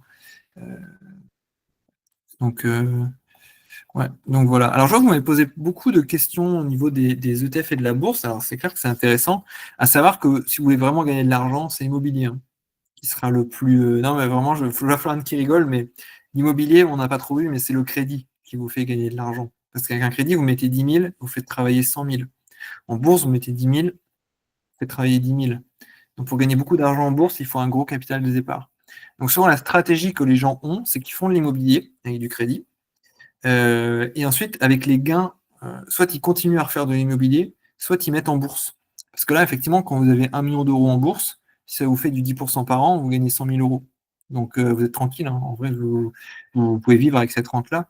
Donc, souvent, le mécanisme d'enrichissement, il est plus dans l'immobilier que dans la bourse. Nous, en Europe, en tout cas en France, on est très, très immobilier. Aux États-Unis, le monde anglo-saxon, c'est plus bourse. Il y a une raison, c'est qu'en France, nous, on a des taux, enfin des taux de crédit à taux fixe, ce qui est une chance énorme, parce qu'en fait, quand il y a de l'inflation, vous gagnez de l'argent. Parce que vous, votre mensualité, elle n'évolue jamais, mais avec l'inflation, les salaires augmentent, les prix augmentent, enfin, à la fin, ça finit par s'équilibrer. C'est pour ça que vous voyez des gens qui ont fait des crédits il y a 20-25 ans, ils ont des maisons énormes, et vous dites, bon, moi, j'ai 500 euros de crédit. Et là, on dit, mais je comprends pas, moi je paye 1500 et j'ai un truc petit. Voilà, ça, c'est l'inflation, typiquement. Sur 20 ans, là, eux, en fait, ils payent quasiment plus rien à la fin. Donc, alors je vois qu'on a Apolline, une petite question. En immobilier, si on a une opportunité à 20 000 euros avec du cash disponible, est-ce qu'il faudrait quand même faire un crédit? Donc là, j'imagine que vous dites le bien est à 20 000 euros. Alors, si vous achetez cash, le problème, c'est que, bon, faut voir combien de loyers on peut tirer. Souvent, c'est compliqué de faire plus de 5% sans vraiment travailler l'opportunité. De toute façon, à 20 000 euros, vous ne pourriez pas faire de crédit immobilier sur 20 ans. Parce qu'il y a un minimum souvent de 50 000 euros. Donc le mieux qu'on pourrait faire, c'est un crédit conso. Toujours mieux. Mais le problème, c'est que ce ne serait pas autofinancé. Donc il faudrait savoir effectivement quelle est l'opportunité. En immobilier, moi, je ne vous conseille pas de faire des petites opérations parce que c'est très énergivore. Typiquement, là, à 20 000 euros, je suspecte que ce soit un parking, par exemple. Ça arrive. Les parkings, il vaut mieux acheter des lots, par exemple. Acheter directement un lot de 10 parkings. Parce que même si ça a l'air plus risqué, vous faites une opération et au moins, bah, si des gens ne le louent pas, bah, vous avez une sorte de moyen-âge, en fait, où certains vous louez, d'autres ne vont pas louer. Ah, des parts d'une SCI. Bah, alors ça, c'est compliqué. Il faudrait qu'on creuse. Mais 20 000 euros sera dur à financer quand même. Ce sera un peu dur à financer. Donc, si vous voulez, Apolline, on peut peut-être en discuter 2 minutes ici. Après, peut-être que c'est un peu personnel, donc vous ne voulez pas donner les détails, et ça, je comprendrai. Hein, mais il n'y a pas de recette. Hein, sur les parts de SCI, il n'y a pas de. Ça s'étudie. Ça s'étudie. Alors, je regarde. J'ai l'impression que j'arrive au bout des questions. En tout cas, je n'en vois plus beaucoup. Je vous remercie beaucoup pour les questions que vous m'avez posées. Je vais en prendre note après. Hein, on fera des petites vidéos avec Florian autour de ces sujets-là. Bon, j'ai vu de toute façon, après la moitié des participants sont partis. Je comprends, il est 21h40. J'ai envie de faire autre chose. Donc, moi, je suis encore là. Je reste jusqu'à ce que la dernière personne soit partie. Mais en tout cas, si vous souhaitez y aller, vous pouvez y aller. Alors, bon, bah, il n'y aura pas de replay parce que j'ai oublié d'enregistrer, mais si des questions, vous me dites et vous pouvez nous parler sur le groupe Facebook, etc. Alors, petite question, combien coûte Orthofinance? Ça coûte 79 € par mois, mais sachez que vous avez... par mois, non, par an, pardon. Ça, c'est un peu cher. 79 € par an, sachant qu'en fait, si vous mettez le petit code que je vous remets là, vous avez 20%. Donc, ça peut vous faire une économie de 15 €. Et si vous voulez tester, en fait, vous pouvez dès maintenant tester gratuitement. Il y a un petit abonnement aussi à 9 € par mois si vous voulez tester un peu plus en détail sans forcément vous engager sur un an. Donc voilà, Orthofinance, vous avez ce petit code-là. Alors, Marie, est-ce qu'un changement de statut est une bonne idée? Alors là, je ne comprends pas votre question, un changement de statut, mais pourquoi? Si vous pouvez préciser, Marie, ça m'aiderait à vous répondre. Mais je vous remercie pour vos remerciements. Super, donc merci beaucoup. Je vois qu'on a Marie qui a une question en suspens, donc n'hésitez pas. Voilà. Pour passer en SEL. Ok, alors c'est quoi la SEL? Société d'exercice libéral, j'imagine. Alors, Laura, Marie, je reviens, des vidéos Instagram, Facebook. Ok. Alors, en fait, le problème, c'est que ces sociétés, souvent, ça va servir à faire de l'exercice à plusieurs. On va faire une petite vérification.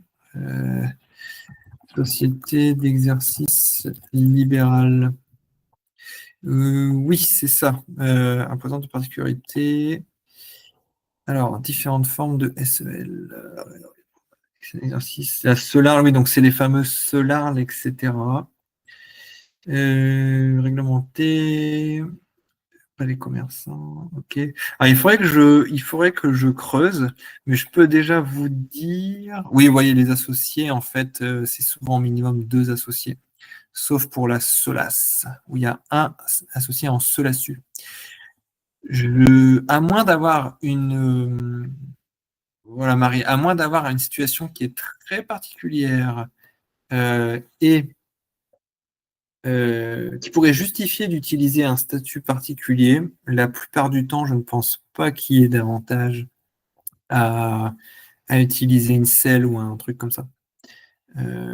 Parce que ça va être beaucoup de complexité, probablement pour une plus-value qui est assez faible, voire inexistante. Alors Manon, l'adresse mail, elle est dans l'invitation. Vous l'avez. Et je pense, voilà, Manon, je pense que le plus simple, si vous voulez, c'est de passer par les réseaux sociaux avec Floriane. Parce que moi, par mail, souvent, je suis pas on top of the game, on va dire, hein, sur les mails. Donc, vous pouvez attendre un peu longtemps, je pense. Voilà. Donc,